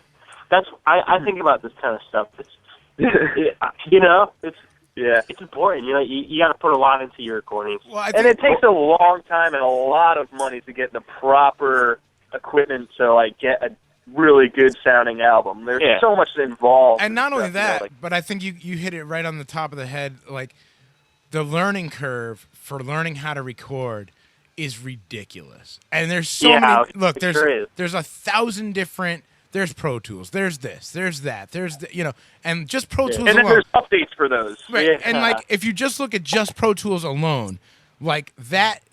And I'm a computer guy. I'm a tech. That's what I do. Sometimes I look at a program like that and I'm like, huh? Well, and it's just way above my head because it's just there's so much to learn. And I'm sure I could pick it up, but some people go and get fucking degrees in this shit. And that's why we have a Nick. You can never know the most. Every year it's changing, and I'll tell you what, like, it's just focus on the music and let the techs do their thing, right? Yeah, absolutely. See, we you know, we went on. That's good for the industry too, because these guys go to school for this, and it's like kind of a win-win situation because you end up with a better recording, and they end up with a job. So why not just support them and they support you? Yeah, let's not put artists out of business because we decided we could do it with freaking GarageBand. Yeah, I'm not sure if I like that. The idea of that, the concept. See, like we went and, you know, did it on our own. We spent the money. Our guitarist is beyond. He actually knows as much as any recording studio guy I've ever known. Because, you know, we've recorded in studios before as Stagger. And we decided, you know, we'll send everything out to be mastered and produced and everything. But the heart of the recording, we're doing on our own. And we got a much better feel out of it doing it on our own instead of feeling like we're pressed for time, we're pressed for money. And we had a free studio to record in. We didn't even have to really pay the guy because we built the studio. But it took the pressure off. We recorded faster with a lot more quality. So that's why I was posing that question. Yeah, and I don't know that there's a right or wrong way here. I mean, I like the idea of, you know, if you're a musician and that's what you do, what a great concept to just be able to worry about being a fucking musician. It's hard enough to learn how to play guitar or play bass or play drums than it is to like. Don't get me wrong. I hope that I can learn the craft a little bit, and then over time I could get, you know, a microphone here, a microphone there, like proper interfaces, proper like outbox gear and a board and stuff like that. But I mean, there's 3 people in this band, and none of us know any. We have nothing. Honestly, I honestly envy recording engineers. I think it's the coolest thing because you can just make something out of nothing. You can make it the way you want it to sound, and I think it's a really cool thing. I wish I was a recording engineer, but I don't have time to do it.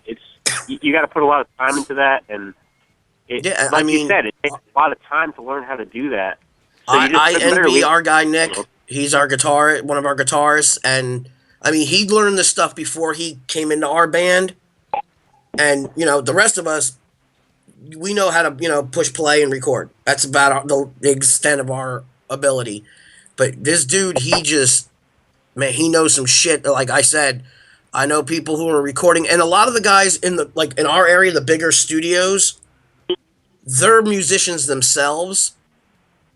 So we'll call like one of our friends in and be like, look, this is what we recorded. you listen to it now, and then you give us your opinion where we could do, something different, or you hear, high or low, more bass, whatever. So it's not, we get that fresh ear at the same time. It's so weird. It's a different feel when you're, I don't know, when the pressure was almost off of us recording it. We were a lot looser. We were having more fun doing it. And it became like, now it's our thing. We built a whole studio within our studio for recording. So we have like a true setup now. And it probably would have cost us as much as it would have cost to spend, 3 months recording a full length.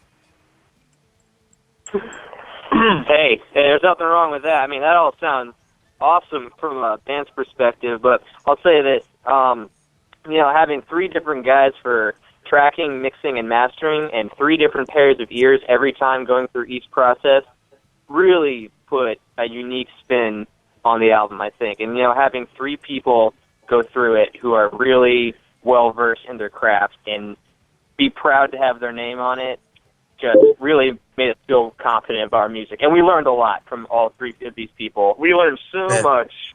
Most this definitely. next album's going to be sweet. Well, look, why don't we do this? Why don't we take a quick music break? We'll play a track from the album so that we can all kind of get an idea of Samsara and what we're talking about. If I could pick any song off the record, and listen to me, record, if I could play any one of these tracks, which one would you want me to play?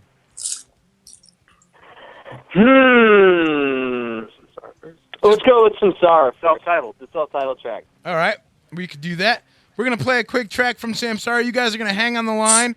Joe, Brian, don't go anywhere. It's Official FN Radio, Indie 180. We're going to be right back with some more from Samsara. Just don't go anywhere. Just stick around, goddamn. We still got free stuff to give you. So don't go anywhere. It's Official fucking Radio. We'll be right back. You guys hang on the line, but keep it down because otherwise we'll be talking over your music and such. Sweet.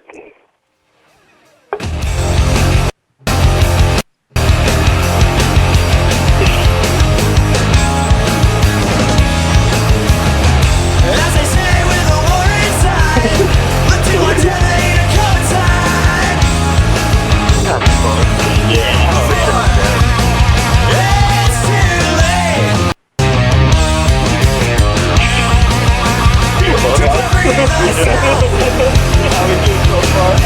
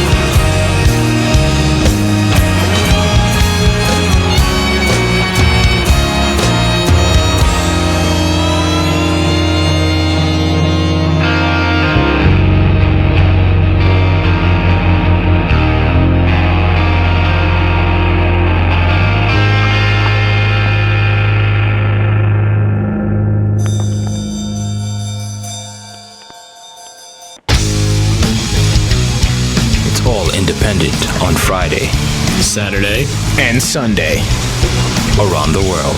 All independent music for your listening ears worldwide.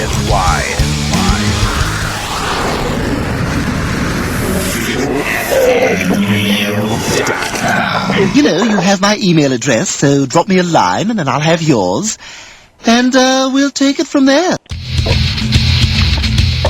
Indeedly doodly. It's official FN Radio Indy 180. That was Samsara with Samsara. That's us. We're back. We are back. It really sounds like you guys have had like professional training and shit. The shit was real tight. A lot of real intricate parts and stuff. Really, really cool to know that you guys are just kind of picked up and decided to start playing. I mean, obviously you've been playing for an awful long time and it shows, but I mean, so many different things going on. It's fucking cool. I really dig it. Thank you so much. We appreciate it. So now... And, yeah, we should... Oh, I'm sorry. No, that's all right. Go ahead. What were you going to say? Well, we should mention that during, like, the second half of that song, there's some violin and viola tracks going on there, and that's from our really, really good close friend, Tim Marzik, who was really nice enough to just come to the studio and hang out with us and do his little string section for us. So if it sounded classical in the sense of string section, that's why, and that's the dude who did it. That's pretty Every now and again, Tim joins you live, doesn't he? Does he play with us live? No, I said every now and again he does join you live, like every once in a blue moon, right? Yes, he has. Every once in the bluest of moons, it will happen. The bluest of all moons. First full moon after St. Swithin's Day kind of shit. Always. Yeah, it's Swithin's Day. Nice. So now how does it work? I mean, who comes up with, like, when you guys are making songs, lyrics first, music first, a little bit of both? Is it really a collaborative, everybody involved, or is it one person saying, this will be the way it is? Well, that's where I come in. That's still. Well, usually what I'll do is I'll write the guitar parts first, and I'll make like one song out of the guitar parts, and then I'll bring that to Nick and Andrew and say, hey, I wrote a song. Here's how it goes. And they'll make up their drums and bass parts to it, and they'll give me their feedback of this sucks, this is cool, we got to change this, we got to keep this or make this better. Once we have a basic structure, we work from that. Pat provides a structure, which is more, I should say basic. It's more than basic. He's got an idea in his head, and we provide the ideas in our head, and it works together. Every practice, we kind of add something. Our practice sessions are more of writing sessions, mostly. And then finally, I'll add the vocals, and then finally the lyrics after that. And you write all the lyrics, or is it a culmination of everybody's thoughts and opinions on that as well? It's mostly Pat. The lyrics are all me, for better or worse. Yeah, mostly there'll be a vocal track before there's lyrics. Just Pat, just blah blah blah, shabba-la-doo guy, gagging over the microphone. Ever been at a show and forgotten your own lyrics? It happens, every other show or so. I'll forget a verse. It's usually the same verse over and over again. I somehow can't remember after 2.5 years of singing it.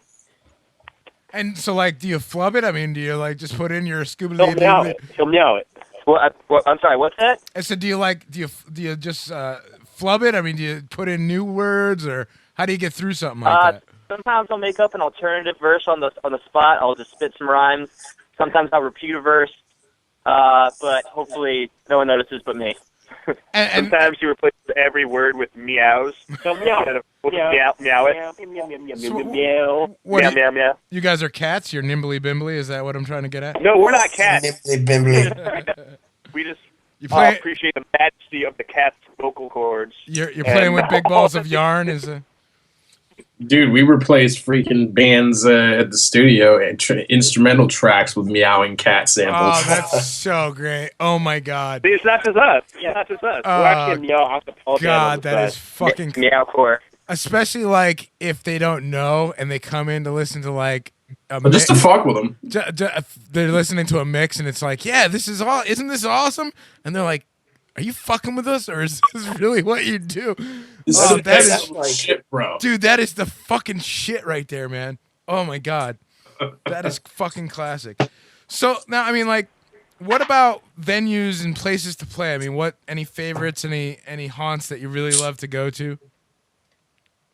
Number one, it's got to be Cherry Street Station in Wallingford. Amen. That's where we had our album release show, and the sound there is excellent. The lights are cool too. They have a smoke machine even. Great people, great venue. Love it. Yeah, dude. Cherry Street just has the dirtiest, grungiest, most awesome, kick-ass rock and roll metal vibe. And you know the coolest fucking thing. I read this today. Ear One is bringing Biohazard there, and they're actually putting in a fucking stage from that point. From that point forward, from that show forward, there's going to be an actual physical fucking stage at Cherry Street Station. What? That's super cool. I can't even. That's super cool. It like makes me so fucking happy because honestly, that is like gotta be OFNR's like second home, man. For the longest time, we were there all the fucking time. It's really hard for me to get out of the shows right now, you know, with the two kids and shit. But we used to be there so fucking often, and it's like you cannot meet nicer fucking people than Dennis and Holly and Sarah. I mean, really cannot say enough nice things about them. What the hell am I going to do with this? He is the shit. Yeah, bartenders is the sweetest pie. And on second on the list, I don't know, it's got to be Spaceland Ballroom. Yeah, it's a pretty cool place. We played there twice, and both times were very memorable shows for us. All right. We got you. Go ahead.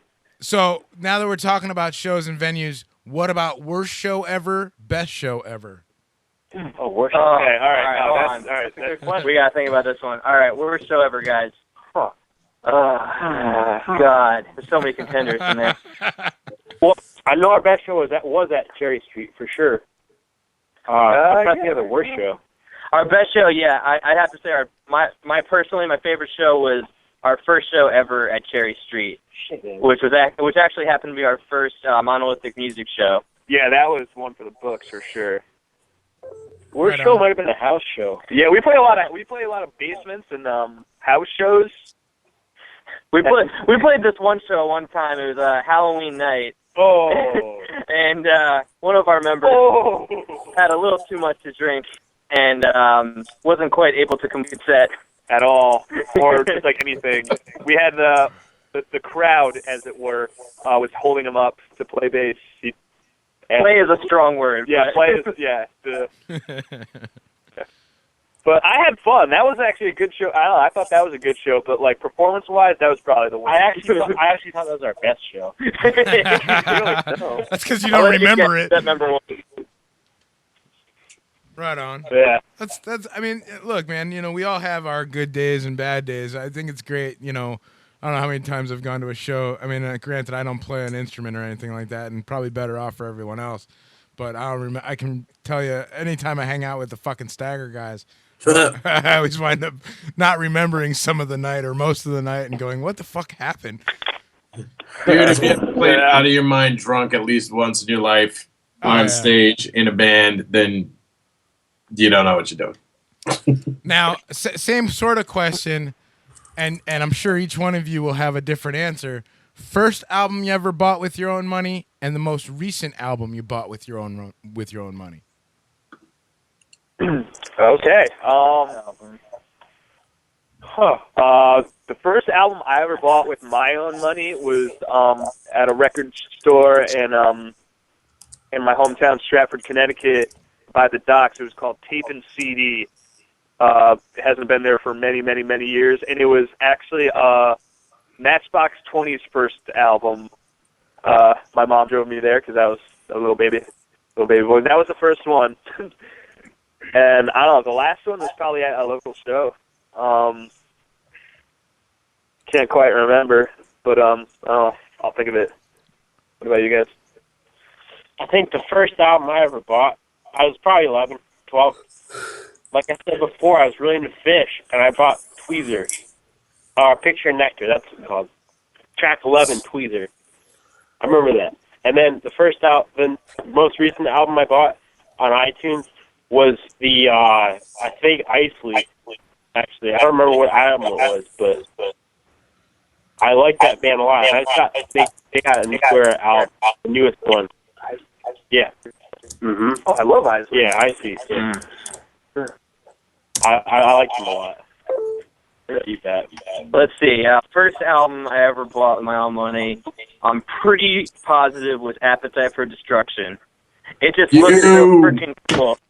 Welcome to the jungle. What's that? Welcome to the jungle. Wow. Exactly. I heard that was my first one too, bro. Ain't nothing wrong with no GNR back in the day, man. Shit, I loved those guys back in the day. Yeah. Most recent album I bought. Oh God, I think it was Sonic Highways. Recently, I bought the new Foo Fighters album, which rocks. Oh, yeah. I've been spinning that a lot the past couple of weeks. It's from front to back. Right on. Now, Brian had put together some good questions here, and I had no idea about this one. You guys double have a second band featuring the same members called the Dirty Boots, but it's a different sound altogether. What the fuck is that all about? Yeah. I'm glad you asked. I don't fucking know. I'm still trying to piece together what that's all about. Yeah. But the name of the group is Pat Stone and the Dirty Boots, and basically what happened is a lot of times I'll play a lot of acoustic solo gigs where I'll play a bunch of covers for drunk people and throw a bunch of originals in there too. Fun. And I decided it'd be fun if I played these originals with a full band.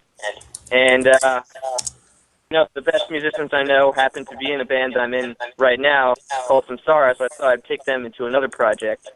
And I wrote this folk punk bluegrass album called Pat Stone and the Dirty Boots. And we're almost done with it. We're about 75% done with it, but we'll be tracking probably within the next month. What kind of instruments do we play, Pat? Oh, let's see. What instruments we play? I play acoustic guitar and sing. It's an electric guitar. Andrew plays upright bass instead of electric bass. Upright.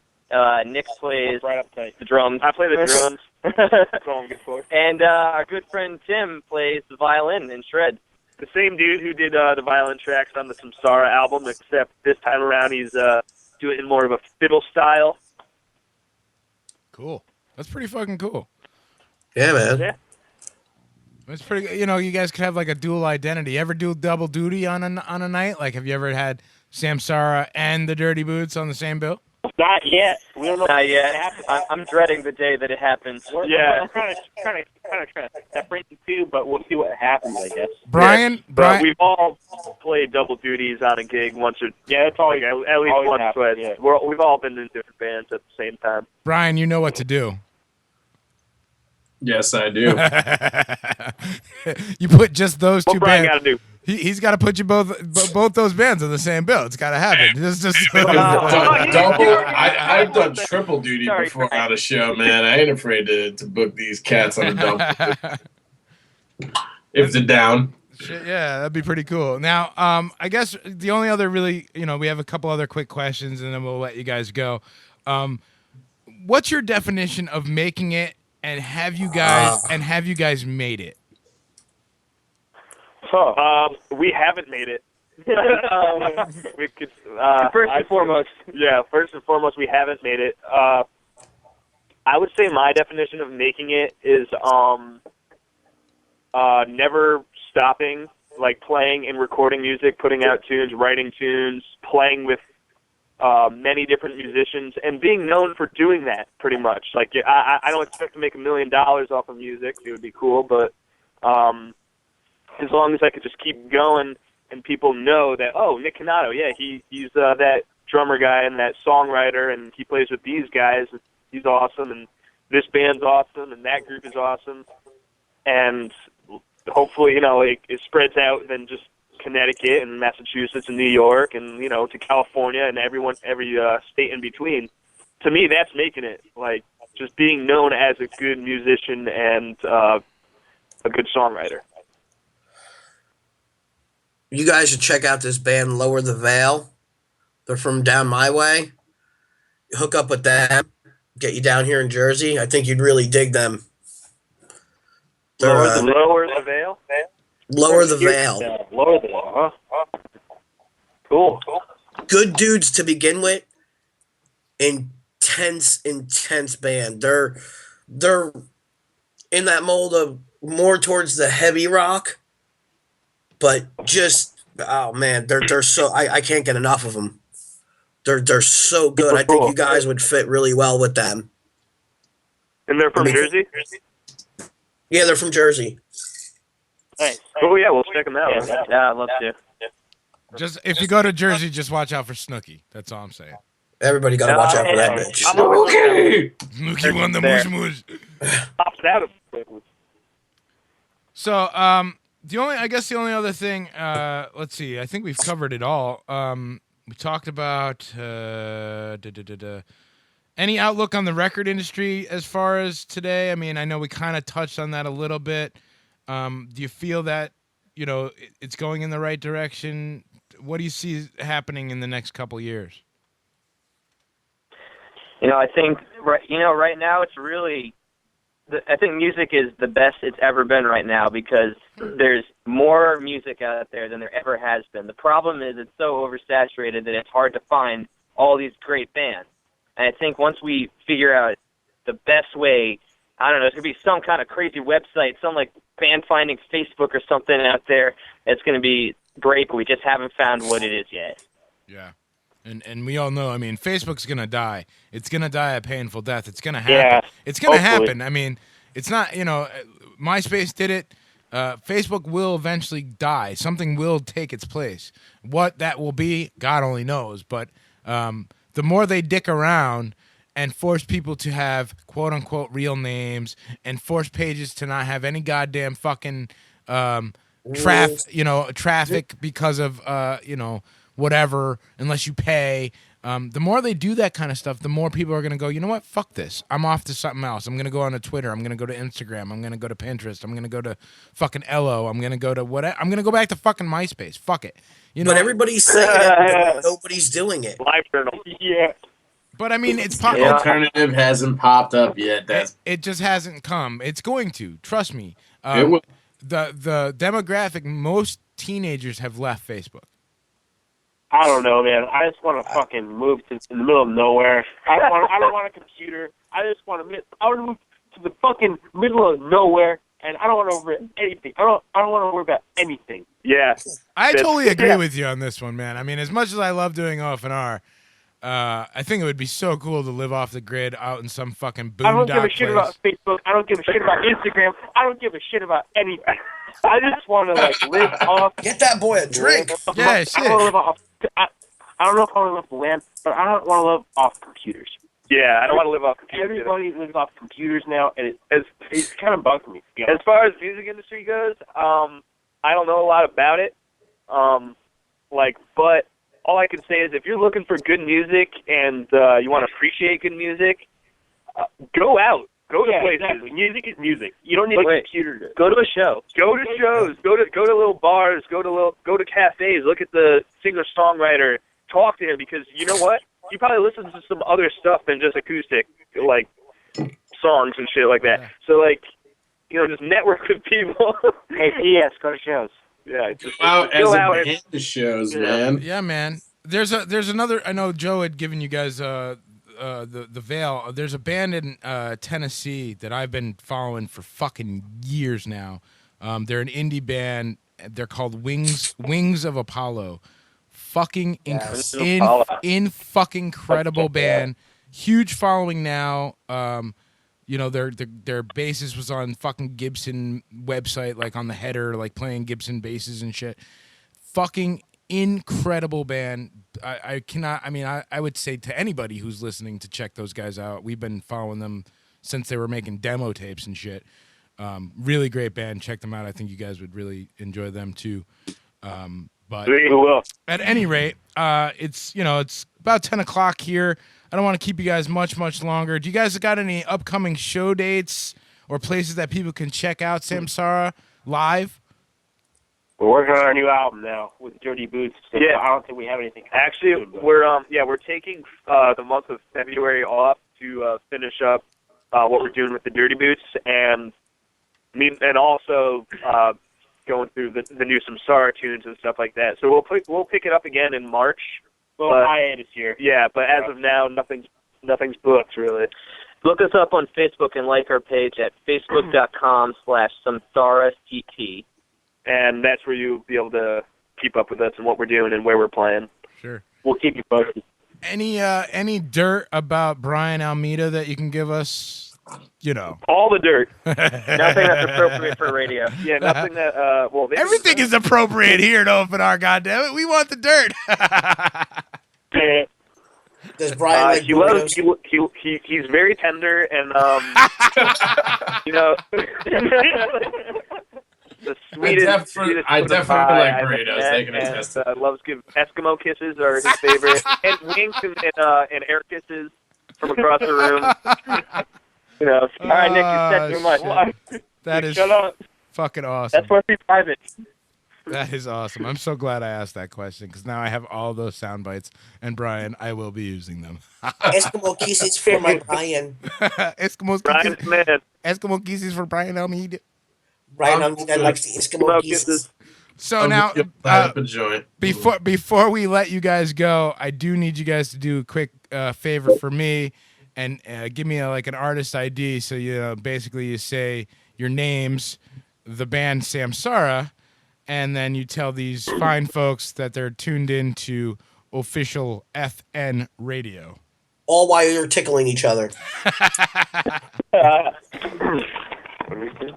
right, Nick, say your name. This is Nick Hanato. Is that what we do? Yep. Nick Hanato, Andrew Whiten, I'm Pat Stone, we're Samsara, and you're listening to the official FN radio.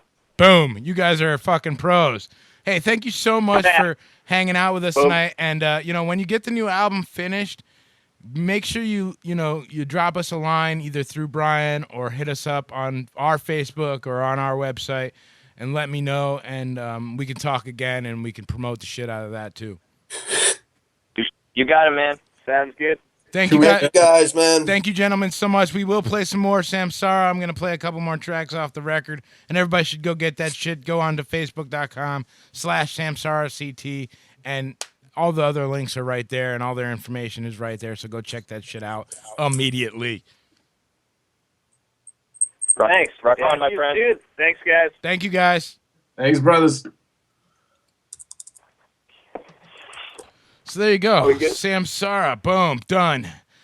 Another one in the bag. Great fucking interview. I had a really good time.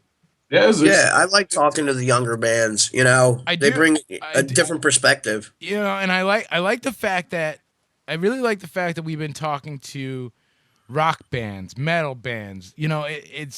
There's no set dead fast we gotta talk to heavy metal. God damn it, it's gotta be brutal.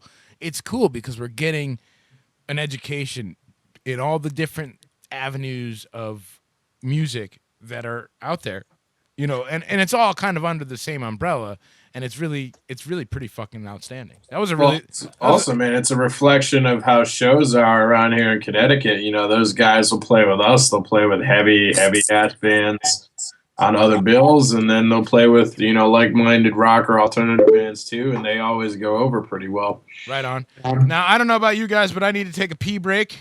Oh yeah, we got to play some music. I'm gonna play some Samsara. I'm gonna play that Red Wolves track that I totally fucked up the last time, and then we're gonna be back with the news. So don't go anywhere. It's official fucking new radio, Indie 180. We still got free shit to give away. Yes, we do. Joe, pull the fuck in. Joe, Brian, I'm going to put it out too. Put out a post that in about 10 minutes or so, people should call in and they can choose whichever goddamn tickets they want. They get one free pair to any one of the 3 shows that we got fucking free tickets to. They can choose to call in 203-794-6367, 203-794-OFNR, and we'll be back in about 10 minutes. Don't go anywhere. It's official fucking new radio, Indie 180. I like burritos. And taquitos.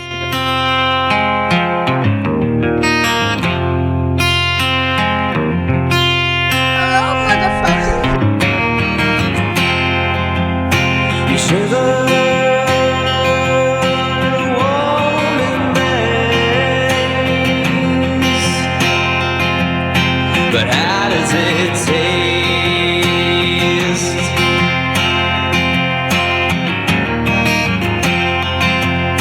You shiver in a warm embrace,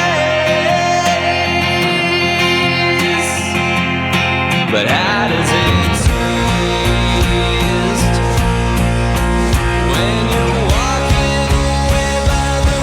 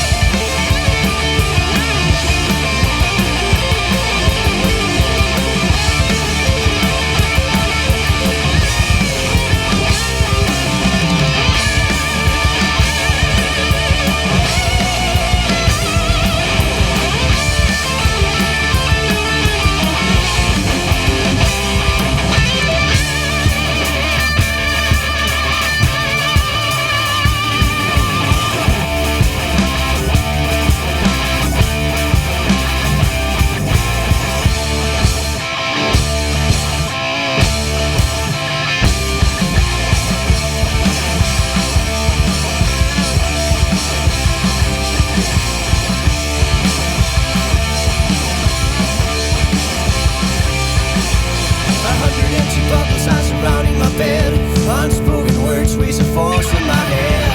I could draw a map of dots in the ceiling, but moving on think it seems quite unappealing. Life's pretty boring when you look out your window. Why get out when I can? What's the world from up here? It doesn't get better, it'll suck still. Life's pretty boring when you look out your window. Why get out when I can? What's the world from up here?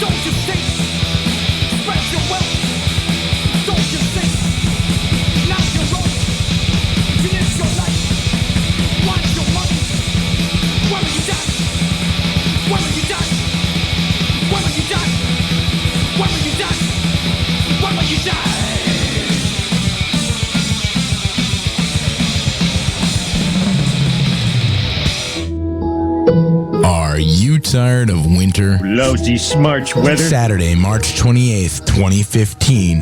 Things are about to get toasty.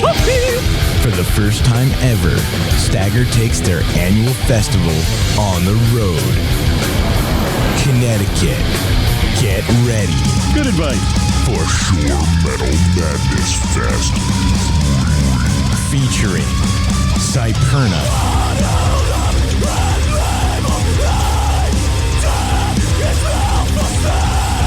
Aces.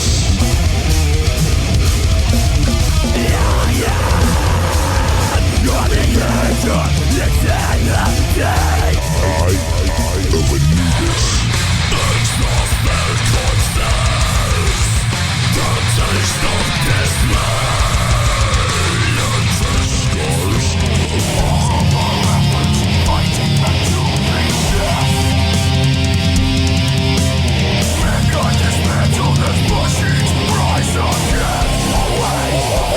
Apostasy,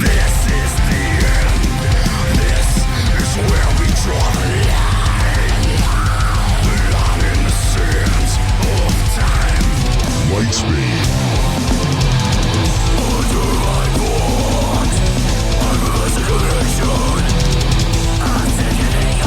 Paralysis. Somewhere within the world of the joints, notions of fate and rewards. The Sheep.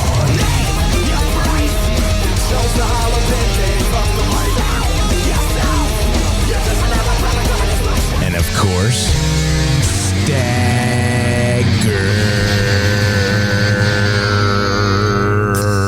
Sure Metal Madness Fest 3.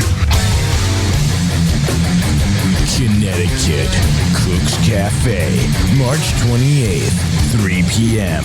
What he's typed will be a window into his madness.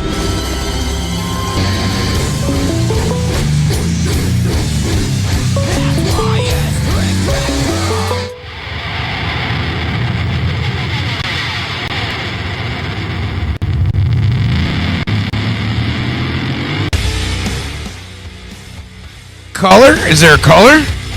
Hello? It sure sounded like one. Caller, you're on the air with official fucking new radio. Who's this? Huh? Hello? Hi.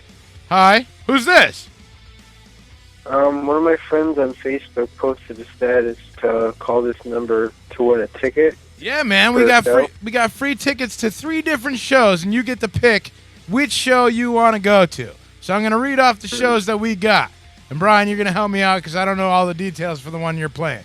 Where do you live? So tonight, we're giving away 3 different show tickets, and you can choose. We've got the Chasm reunion show that's happening at the Outer Space in Hamden at the end of March on the 27th.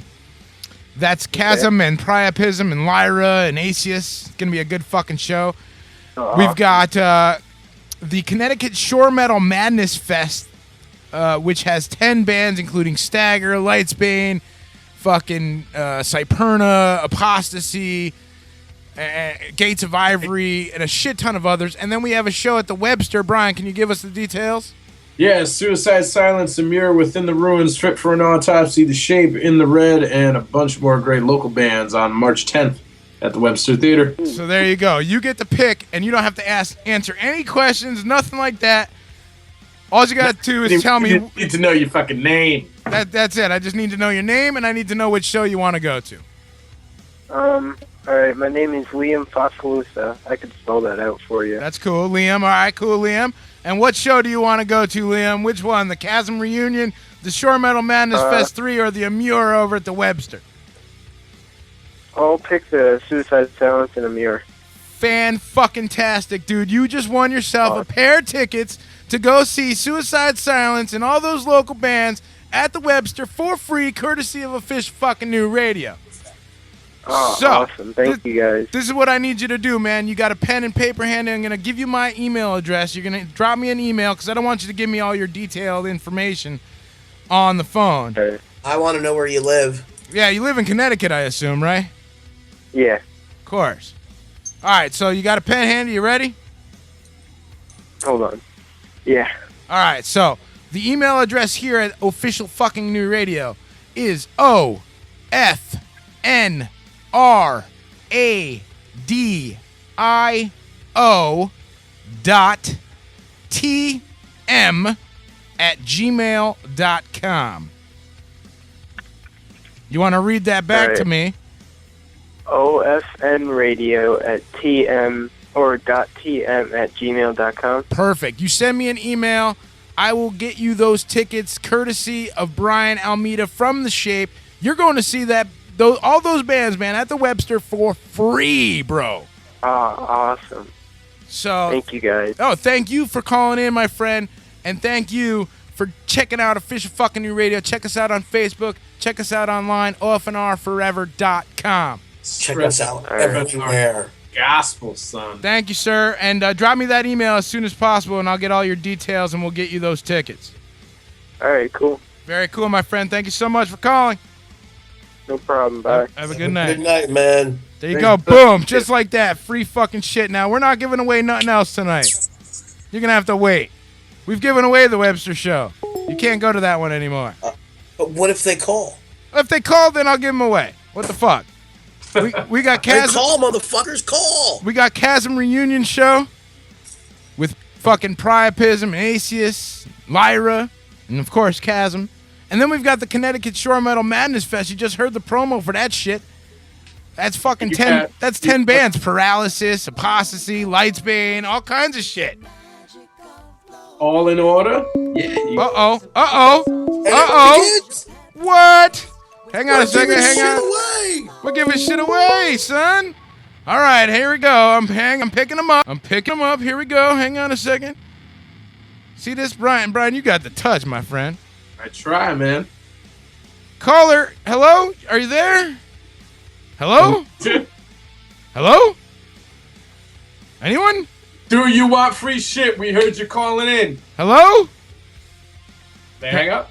I guess they don't know how to use a goddamn phone. Try again. 203-794-6367. 203-794-6367. Get yourself some free shit. We only got the tickets for the Shore Metal Madness and the tickets for the Chasm reunion show, and you can call in and get them for free. You don't got to answer any silly questions. You don't got to hop on one foot. You don't even have to give us your best fake orgasm. You just get free shit. We'll keep the lines open. I ain't got no problem with that. We'll even during the news, we'll keep the lines open. Why the fuck not? Before we get to the news, Brian, you want to do the Monolithic Music Minute? Absolutely. Do I get a sexy intro? I don't have any kind of sexy... Dude, you haven't been here to make a sexy intro. If you want to, not for nothing. Aren't you supposed to be the in-studio host? Yeah, first of all, we've been having weather like a motherfucker. Oh, cry for you. But Joe, wait a minute. Before you even say that, this motherfucker owns a professional recording studio. Yeah, he could actually do something at the studio and send it on over. Yeah, he could totally record. Why don't you record your own goddamn intro? I mean, it's going to be vile if I do. I don't care. And? Okay. Record your own. It must have dildo hats involved in some way. Oh, we got to call her back? Nope. They hung up. People don't know how to use the goddamn phone. See, you don't hang up. You wait to be picked up. Yeah, it ain't that difficult. 203-794-6367. You got to let it ring. You got to give me a fucking chance to at least answer the goddamn call. All right, here we go. We're going to try this here. I'm picking up. I'm thinking about it. Goddamn computer's taking its sweet-ass time. And let's see here. Answering. Liam's already won some free tickets. Sir, you are on the air with Official Fucking New Radio. Who is this? Tyler Corvo. Yes, sir. What's up? All right, man. So here's the thing. I got two different shows that you could choose to go to. We've already given away the Webster Theater tickets to go see Amura and Suicide Silence. So the last two shows that you can pick. The first is up in Hamden at the Outer Space. It's the Chasm reunion show featuring Chasm, Lyra, Priapism, Asius. It's going to be a good fucking show. Curse the Sun. It's going to be a damn good show. That's the first show. The second show is the Connecticut Shore Metal Madness Fest 3 over at Cook's, featuring 10 bands, including Stagger, Lightsbane, Apostasy, Cyperna, Gates of Ivory, Paralysis, I Have Anubis, and so on and so forth. Which show would you like free tickets for, sir? The second one. The Shore Metal Madness Fest. Excellent. Yeah. Fan-fucking-tastic. Well, look, man, you don't got to answer any silly questions. You don't got to hop on one foot. You have just won yourself a pair of fucking tickets to Shore Metal Madness Fest at Cook's Cafe, March 28th, right here in Connecticut. Awesome. So all you got to do, man, is you got to send me a quick little email. I'm going to give you my email address here at the studio because I don't want you to give me your personal informations over the phones. All right. So you're going to send me a quick little email with your information, and I'm going to make sure that you get those free fucking tickets. Awesome. Got a pen handy? Yeah, 1 second. Look at this. We're giving away free shit. I like it. Holy balls and a hammer. This is awesome. We're down to only one pair left. We only got one pair of tickets left. I like it. I got 2 pair, bitch. Oh, you got 2 pair? You want to give another pair of Shore Metal Madness tickets away? We get a caller from Jersey. I might have to do that. Oh, shit. What's the email? All right, the email address that you need to send me a quick little email with your information, and then I make sure you get those tickets. I'll send them to you personally. Or Joe will send them to you personally. Or we'll fucking put you on the guest list. Somehow, some way, you'll go to this show for free. You're getting in for free. All right, you and a friend, by the way. It's 2 tickets, so... the email address is ofnradio.tm@gmail.com. You want to read that? Want to read that back to me? Make sure you got that shit right.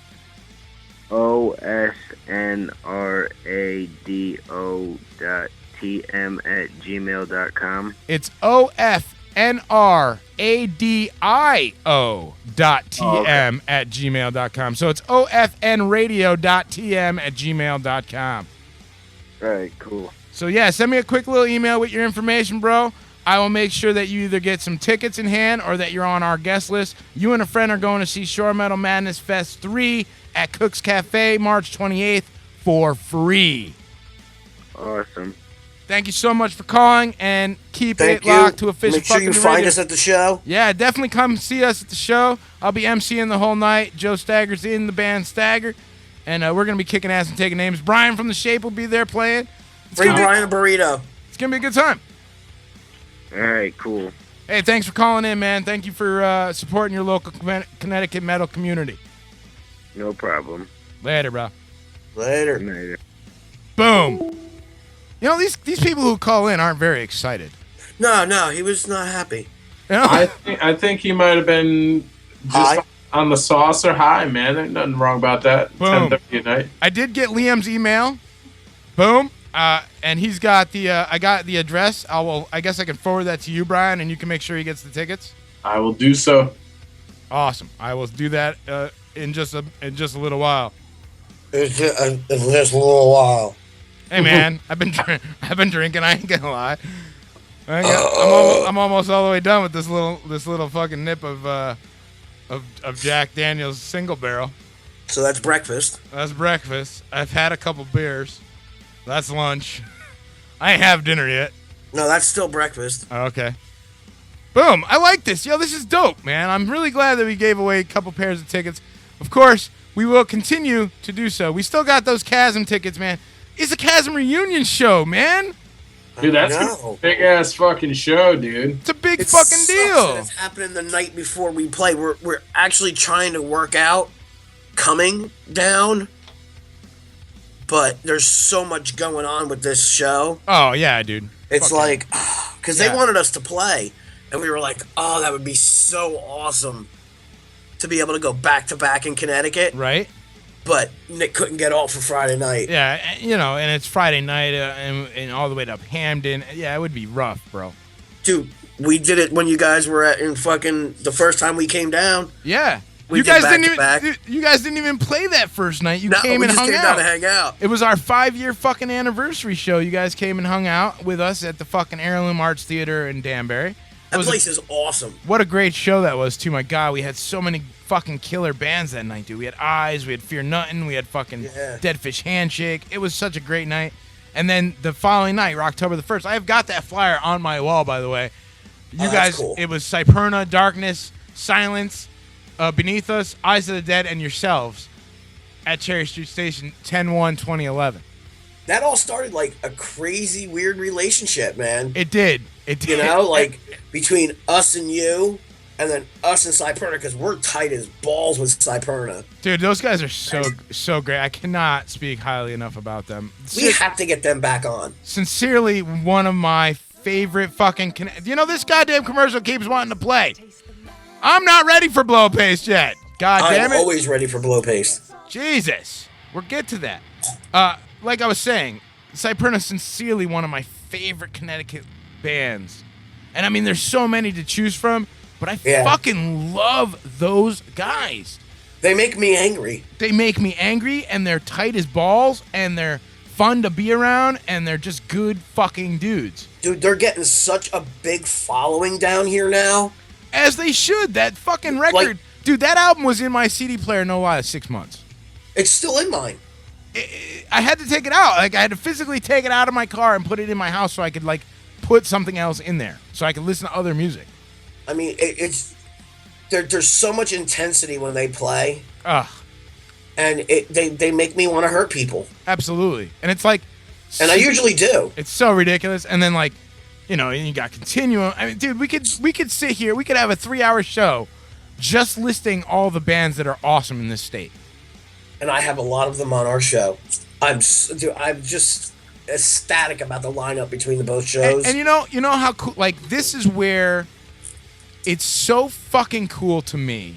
And this is so not scripted. This is so not part of our show prep at all. It's so cool to me. This is how I know that OFNR makes a difference. Because we connected you guys down there in Jersey with a shit ton of bands here in Connecticut. And now a lot of those bands are playing in Jersey, and a lot of your bands are playing in Connecticut. And because of the camaraderie and fucking connection, it's just, we are all supporting each other, and it's really developing this fucking amazing scene where people go, oh my God, Stagger's in town? Holy shit, I gotta go out to that. Oh my God, Darkness is in town? Holy shit, I gotta get out to that. Oh my God, Sure Metal Madness is coming to Connecticut? Holy fucking balls, I gotta go out to that, and I gotta go out to that for free. And fucking our homeboy just got himself some free fucking tickets. Yeah, man, I owe it all to you, man. I mean, you gave us the opportunity to get connected. And I will always cherish the day we met. Absolutely. Because, one, I got a brother out of it. Oh, no doubt. And that's the most important part. But two, I got the, it's overflowed. Now I got Brian a part of this. And it's just... Well, dude, I mean, you know what it is? It's like, you got to see what the fuck I was seeing here in Connecticut. And that is this insane fucking amount of ridiculously talented fucking musicians in this goddamn state. It's unreal. It really is. And it's so cool, and I'm so appreciative of the ability to not only make those connections, but help along the process. And I'm so fucking honored and privileged, and I said it earlier on Facebook, and I'm going to say it right here live on the air. I am so honored and privileged to be the fucking MC for both nights at both shows. Dude, and that's our honor. It's gonna be so fucking cool, and I can't wait, dude. I'm staying over the Jersey show, and we're gonna get tore up. Yeah, man. Cyperna's staying at my crib. Yeah, dude. They did that once before, and it was bad. it was, I woke up and there was like a beer tower in my living room, and we partied till like 3:30, 4 o'clock in the morning because they had to get up at like 6 and drive back. Right. So they drove back still like annihilated. Gotta be, yeah. Because we went from... And of course they had a designated driver. Don't anybody get stupid. No. I don't know who it was, but I'm sure there was one. Yeah. And we went from the club, which was like a half an hour away from where we lived, back to our studio, started drinking again there, then back to my house, and partied the rest of it. It was insane. So anyway, we can continue talking about this, but we should let Brian do his Monolithic Music Minute. Brian, Do you Can I have give a an intro? monolithic music minute? Well, thank you, sir. All right. Well, this coming Friday at Cherry Street Station, Eric and Audio Vault and I present Light's Bane, Risk on Life, The Gates of Ivory, The Maddening Process, and Priapism. This coming Saturday, we got the Anti-Valentine's Day with Into the Coven. Sorry, old notes. I gotta update this. Our Own Destruction, Goat Herder, Beat the Dog. Oh yeah. Down in Stratford on Saturday, we have Mystic Seahorse, Kings of Nothing in the Before. A week later, on the 20th, in the Downtown Cafe in Bristol, Connecticut, we have Fortune Favors the Brave and the Scriptures on tour with Ram Budokan Productions with Connecticut bands Simple Machinery, Beat the Doll, and Vermont's The Aberration, who the following morning, everybody is invited to a shoot in Middletown where they're going to be shooting a video for a song called Bastardized off of their brand new album coming out later this year. On the 21st, Cook's Cafe Naugatuck, it's going to be The Shape, Rise to Burn. What? He was just fucking with you. The Shape, Rise to Burn, Lights Banner, Cake, Decapitator, Carnivore, and Continuum. Then over on the 27th, we have the Metal Goes Acoustic 2, which Knob, myself, OFNR are going to be at. And that has Our Own Destruction, Adam from We Are Nothing composing The Apocalypse, The Shape, and a bunch of other bands. It's all for a great cause. That night it goes to the funding of music programs for, I believe, Hamden Public Schools. So that's going to be pretty kick-ass. And then on the 28th, in Stratford, we have Disabled Times, Solider, and Growlix at Main Street Tavern. Or you can go all the way down to Stamford and check out Mobile Death Camp with my band, The Shape, Lyra, and Jimmy Junkbird and the Stiffs. Nice. Yeah. Very nice. I've gotten my email from Liam. I did not get an email from our second caller, so I hope he got down the fucking email right and he's actually going to email me. I mean, dude, it's free tickets. Why wouldn't you want to go? Yeah, man. You might just be high right now. You won those fucking things. Get that shit. All right, let's do... He did have to dial in like 5 times, though. He did, that's true. Well, if he doesn't email you by the next show, we'll give him away again. Sure, I like that. That sounds good. All right, let's do the news. Yes, we're running out of time. We are fucking running out of time quickly. Let me do some quick things here. Don't go anywhere. Hang on 1 second. Too late. Press. Don't let another blissful moment go to waste. Taste the magic of blow paste. So give that salty sausage a peppermint taste with the magic of blow paste. Freshen up the job before you turn out the lights, and get a pearl necklace to go with your pearly whites. If you want to make his day and put a smile on his face, taste the magic of blow paste. Cold Cock Whiskey. Made with aged American bourbon and herbs like green tea, hibiscus, eucalyptus, ginger, ginkgo, and many more. Smooth taste. No whiskey burn. Take your shot. ColdCockWhiskey.com.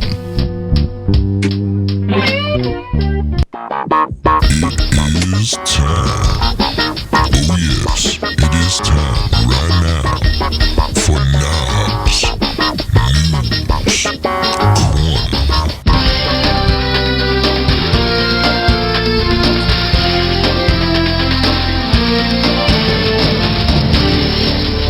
That's right. It is time for Knobs News Corner, brought to you in part by Cold Cock Whiskey and Blow Paste. It is the 10th of February, 2015, 10:45. We're going to try to blow through this news as quickly as humanly possible. Brian, do you want to do this first story? You're the one that had this. Yeah, let's tag team these. I'll kick it off. All right. So apparently, women everywhere, and men tell you for ages, but and men semen, and men too. Sorry, semen is good for you. Semen is good. Yeah, exactly. Semen is good for your mental and physical health, a study has found. Whether it enters the body orally or via unprotected sex, The, quotes, mood-altering chemicals contained within seminal fluid reduce depression, increase affection, and help you sleep. Otherwise, it makes you more fucking tranquil.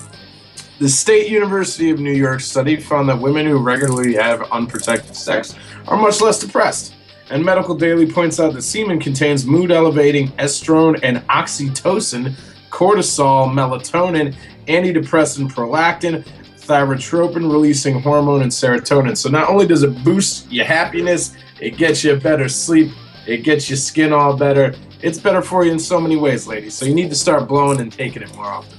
The study surveyed the sex lives and mental health of 293 women from the SUNY Albany campus. Researchers also asked respondents to complete the Beck Depression Inventory, which is commonly used to measure mood disorders. The results revealed that sexually active women who, quote, never used condoms showed significantly fewer depressive symptoms than those who always or usually use them. The findings, published in the archives of the Sexual Behavioral Journal, also found women who described themselves as, quote, promiscuous yet use condoms were as depressed as women who practice abstinence. The team says this suggests it's the semen, not just the sex, that makes women happy. So ladies, take a pearl necklace. Please. Yeah, man. And use blow paste. Yeah.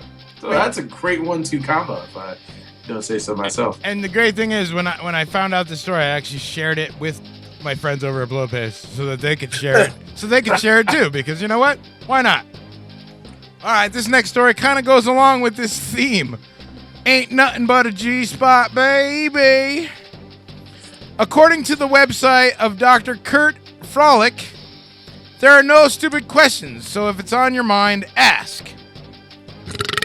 Well, apparently one of the questions the 48-year-old gynecologist was happy to field pertained to the exact location of the G-spot. Sounds reasonable enough. The G-spot is located inside the vagina, and that's essentially one of the primary areas in which the gynecological person specializes in. However, Frolick's examination probably should have stopped at locating the G-spot, and before he manually stimulated it to orgasm and even having sex with not one, but two of his patients.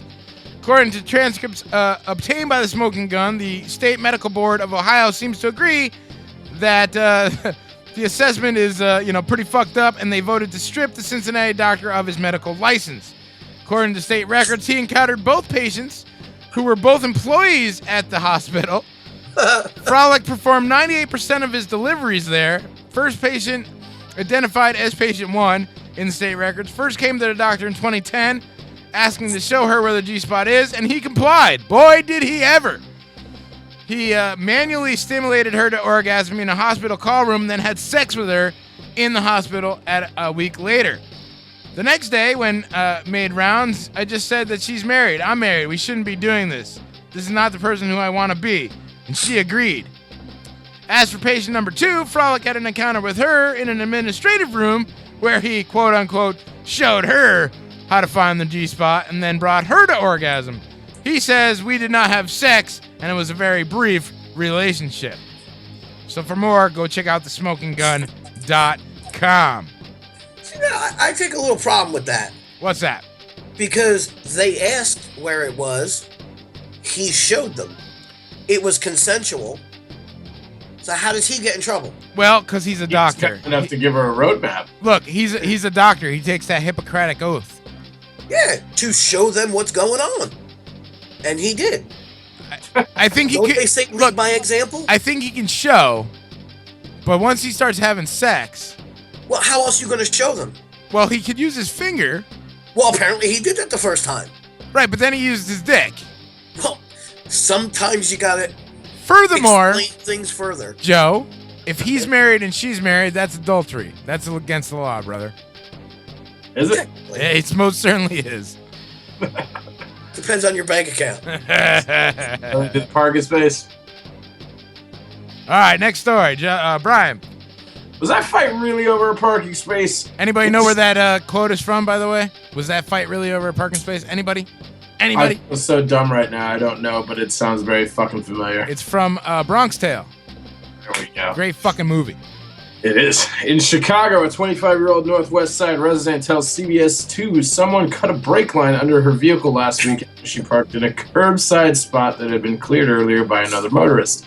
The woman, who asked to remain anonymous, said she couldn't find a spot late Thursday to park other than a spot for which someone had already claimed, quote, dibs. Under the illegal dibs system, people who shovel out parking spots after a blizzard lay claim to them for days by leaving items such as furniture to block other vehicles. The unspoken threat to dibs breakers, though, their vehicle could get keyed, or worse. The woman who talked with CBS 2 says she moved aside a white patio chair that had been placed in the spot that she took. So yeah, you gotta watch what spots you take, man. You get cut. Yeah, shit gets stabby. People get real stabby. Cut. All right, next story. My kid's school is the bomb. Staten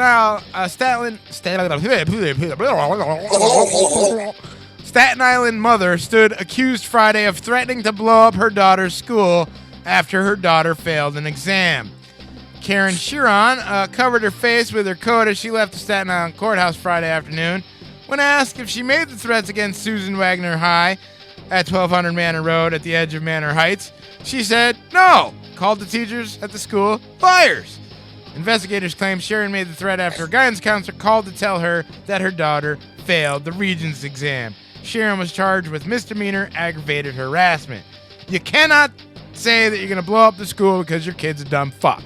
Sorry. Sounds like the space underneath her tongue needs to be occupied by some Xanax. Or some dick. Or both. Or both. A Xanax-covered cock. Yeah. That's reasonable. Say cheese. In Tennessee, the reason is unclear, but for one Chattanooga couple, a block, even a dozen blocks of cheese wasn't enough, so they decided to steal 57 blocks of cheese from Walmart. Yo, that is some serious cheese. What the fuck are you gonna do? What are you gonna do with 57 blocks of cheese, man? How the fuck are you getting out unnoticed? Oh, fuck. WRCB reports that Joshua and Erica Caldwell, both 21, faced theft and drug charges after police said they walked out of the store with hundreds of dollars worth of stolen items, including 57 blocks of cheese. That's confusing as to the drug charges, but okay. Security caught the couple walking out with a cart full of stuff they didn't pay for, and when police searched their car, they found $300 worth of cheese stuffed beneath the floorboards and even in a diaper bag. Now, okay, I get the theft, but what? Since when has cheese been described as an illegal drug sold at Walmart? Quick shout out to Corvo, who says he is absolutely not high, and he just won the contest for the Nice. Shore Metal Madness tickets. Thank you for emailing me. I will send you the information. Joe, do you have actual tickets for that show? Or Yes, I will have. You guys will have them in hand soon. Okay, great. And this way I can send him a pair. Very good. All right, next story. You got to hand it to him. No, really, you got to hand it to him, because in China, in a desperate attempt to cure himself of his internet addiction, a Chinese teenager chopped off his own hand. 19-year-old from the city of Nantong in Jiaosung province took the drastic measure last week. Quote, "We cannot accept what has happened," said his mother, who refused to be identified. "It was completely out of the blue. He's a smart boy." She had gone to her son's bedroom at 11 p.m. only to find him missing. Instead, she found a handwritten note that says, "Mom, I've gone to the hospital for a while. Don't worry. I'll definitely come back this evening." In the meantime, the boy had snuck out of the house with a fucking kitchen knife. Once safely out of the sight, he severed his left hand at the wrist, then called a taxi to take him to the nearby emergency room, leaving the hand lying on the ground. You know, you can just log out, right? Yeah, I mean, apparently he is not as smart as Mom thinks. Apparently not. There's also those like time waster blocking things you can put on for sites. So he could have just did that and had a hand still. Or he could just log out. Or therapy. There's always fucking therapy. Throw your fucking computer out the window then. Yeah, I mean, dude, you can smash the computer. I mean, look, you can still fucking type with one fucking hand, dumbass. Or you could stand up and walk away. Or you can just stand up and walk away. He can't increase the serotonin levels on his own to women's mouth anymore. He can't do it. I mean, what the fuck, man? Speaking of crazy shit, this chick is nuts. Back in 2012, Cristina Lorena Reber was arrested for ripping her boyfriend's testicles off. Wait till you read the rest of the. Wait till you read the rest of this story. This is totally cringeworthy fucking story right here. Although the smoking gun reported that the relationship was on again, off again, that didn't stop the 43-year-old woman from walking into his house uninvited and becoming all too intimate with his anatomy. She was squeezing as hard as he could, the then 57-year-old victim told the cops, and, quote, began digging in her fingers. Fuck. The victim was rushed to the hospital where he arrived with a bloodied shirt and a long, wide tear on his scrotum that was completely torn loose from his body, according to a police officer. That's some serious nails. That is some serious fucking nails, dude. That's some Fredrina Krueger. Now, Reber, who was freed on $10,000 bail then, has been sentenced to 2 years for her act of violence. The Indianapolis Star reported that Reber was found guilty of battery, and a circuit court sentenced her to 4 years with 2 years of incarceration, combined with another 2 years in prison. Judge said the victim suffered an extraordinarily heinous injury that changed the victim's life. The report does not elaborate what, if anything, prompted Reber to attack his testicles. Now, only 4 years for ripping this dude's fucking junk off? Right, dude? That's what I was thinking, man. And like, so she's like massaging his balls or whatever, and then all of a sudden she like digs her fucking nutsack into his sack and rips him off. Dude, that's something you cannot come back from. Joe, you had something fucking awesome, and it's Now, it doesn't say where she lives, but I'm assuming because the FDA is involved, we're in the U.S. here. Her name is Celia Westbrook. She is a scientist who's always wondered whether yogurt could be made from the natural flora that populates the vagina. I didn't know they called it flora, so you learn something new every day. Is that where fluoride comes from? I hope not. And so she decided that she's gonna make yogurt out of pussy juice. Oh. And she did. And they told her it could not be healthy, and she thought to herself, well, if it's not healthy and I could die, what a better story than girl eats pussy and dies. True. So she makes this yogurt, calls it Queefer. She's named it because she's it's called Queefer? Yeah. Wow. So apparently she wants to make more of it. So her first batch, she stated, tasted sour, tangy, and almost tingly on the tongue. She compared it to Indian yogurt and ate it with some blueberries. Wow. Wait, so she ate her own fucking vag yogurt. Vag yogurt. Jesus Wow. Christ. So now, like, I mean, like, because I'm looking, as soon as you said the name and started the story, I went and Googled it, like, real quick so I can put it in our show notes so that when I put it up, everybody else can check it out, too. How long, I mean, it doesn't say here, how long does it take for her to make?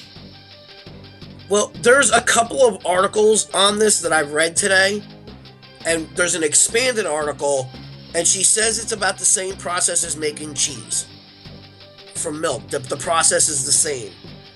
But it also has a little note in it about her second batch that tasted even more tart, like slightly spoiled milk, and that proof that sadly eating, yogurt made from vaginal secretions is not quite the same as eating pussy, is her statement.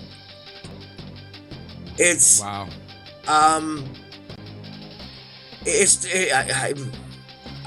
There's not many things that leave me speechless.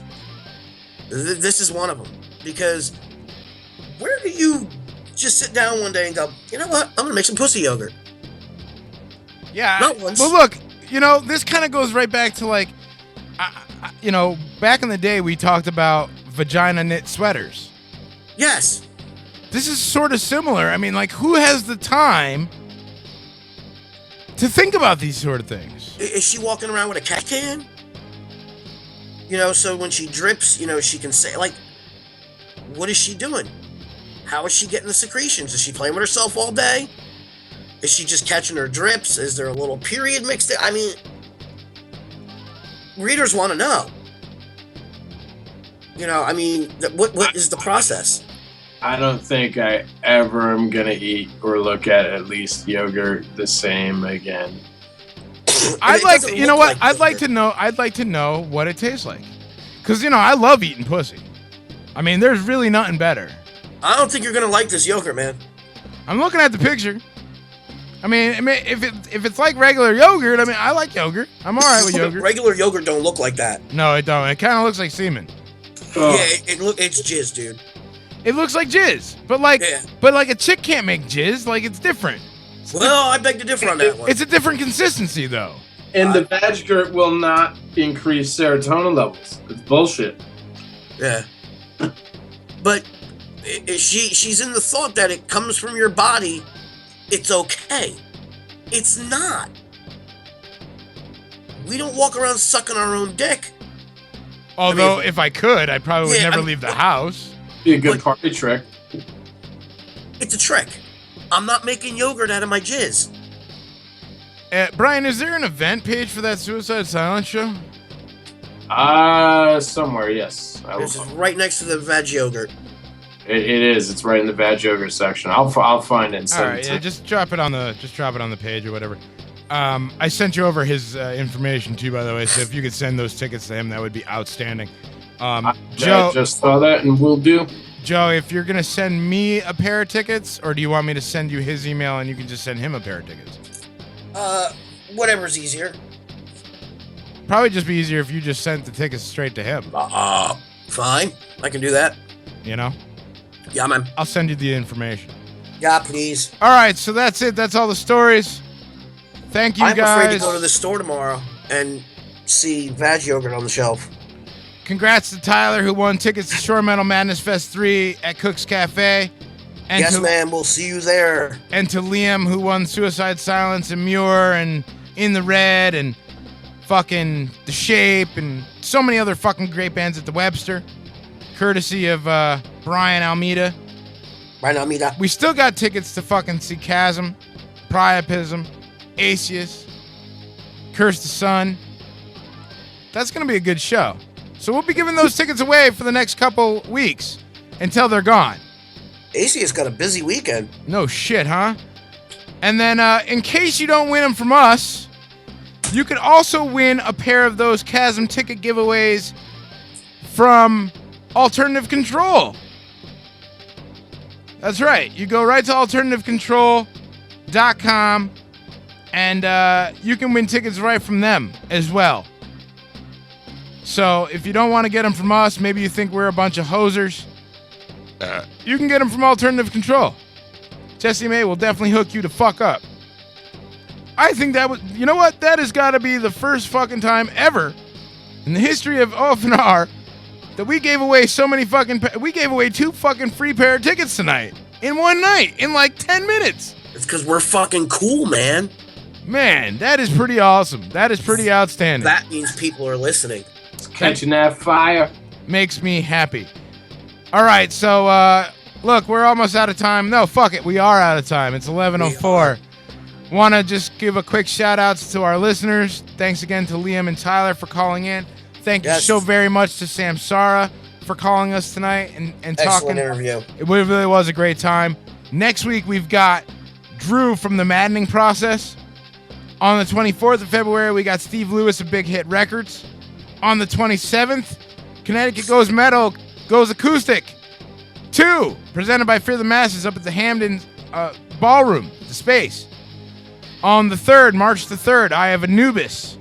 March the 10th, Josh Moore from fucking Fear the Masses. March 17th, Adam Grayer of Cold Cock Whiskey, one of our sponsors. Cannot wait to have that interview, dude. Yeah, it's gonna be a good one. And then he might be pretty lit because it is St. Paddy's Day. And then March 24th, Ethan Murphy of Scars of fucking Envy. We've got the 31st open and all of April open. If you're in a band, you know a band, you're in a fucking promotions company, you book shows, you're fucking a stripper. You work at Taco Bell and you love music. Joe, we need to get some strippers. I mean, you know, I don't know. I don't know if a phone interview with strippers is going to be so great, but we should set up like a. It is Skype. We could set up like a video call. chat. Yeah, video Skype would be cool. That would be awesome. So and we could link that to the Facebook. Yeah, somehow we could figure this out. So maybe in April, let's work on this, guys. Let's try to see what we can do. Each of us bring at least 5 strippers. A stripper or, you know, a dominatrix. You want to be a midget? A porn star or a midget that can kick himself in the head. No, I was thinking of like a porn star midget. I'm down with that, dude. Let's do it. Dude, I have an idea. All right. We're going to have to talk off air. All right, well, we'll work on this. Let's do it. What should we leave out with? We didn't play a whole heck of a lot of music tonight. Did you got any more new stuff? Let me look here. Let me see. I didn't get a chance to grab that other shit that you sent me, the Carnivora. I did not get a chance to get that shit yet. Let's see. I played some Aftermath today. I played some Red Wolves today. We played a bunch of Samsara today. I don't really have much other new stuff. I mean, I have new stuff, but not like, you know, like not real new. We mentioned 2 bands consistently tonight. Atheist and Priapism. You got anything from one of those guys? Let's see. I do have some Priapism for sure. And I will go out with some Priapism. Now, here's something really quick if you're still tuned in. 1 year ago today, to the fucking T, I had the opportunity to hang out with the Bagman and sit down and chat with a band from fucking Finland. Because when OFNR says that we are global, fucking worldwide, independent fucking supporters of independent global music, we fucking mean it. And 1 year ago today, exactly 1 fucking year ago today, Bagman and I sat down and talked with Discipline X from Finland. So, because it was 1 year ago today exactly, I'm going to play some Priapism. I'm going to play a track from Discipline X, and then I'm going to play the 1 hour long interview. 57 minutes and 19 seconds to be exact. Very cool. However, since it's already up on YouTube, it will not be included in our broadcast this evening. You can just go get it on YouTube by itself. You should. And you totally should. It was such a great time talking with those guys. Yeah. Go check them out. I'm going to try to hook up with one of my overseas buddies, too. Try to get him on here. Yeah, dude. It's tough because of the time difference. Yeah. But I'm totally down to do something on like a weekend, like a Saturday afternoon or something, and we can pre-record it and then play it on the air. That's what we did with Discipline X. I will mention that to them. So we should totally do that. And thanks, everybody, for tuning in. Thank you, Joe.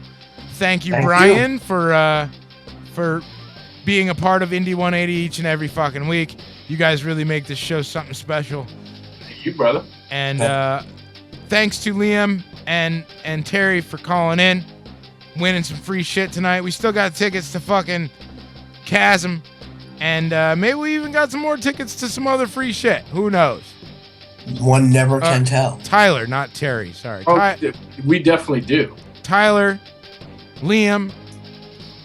Man, it was so cool to give away free shit. That makes me feel so good. All right, thanks, everybody, and keep it locked. Here's some fucking Priapism. I will talk to you guys later. I'm peacing the fuck out. I got to go to work tomorrow, so. Me too. Good night, my brothers. Good night, guys, and always a good time. Yes, see you next week. Absolutely. See you. Peace. Later. There it is, another Indie 180. Brought to you in part by Blow Paste. And, of course, Cold Cock Whiskey. Because those two things go together so very well. Here's some fucking Priapism with Petrified Greed right here on official fucking new radio, Indie 180. I will see you tomorrow night, because tomorrow night it's Keith Pearson and From the Underground and Below.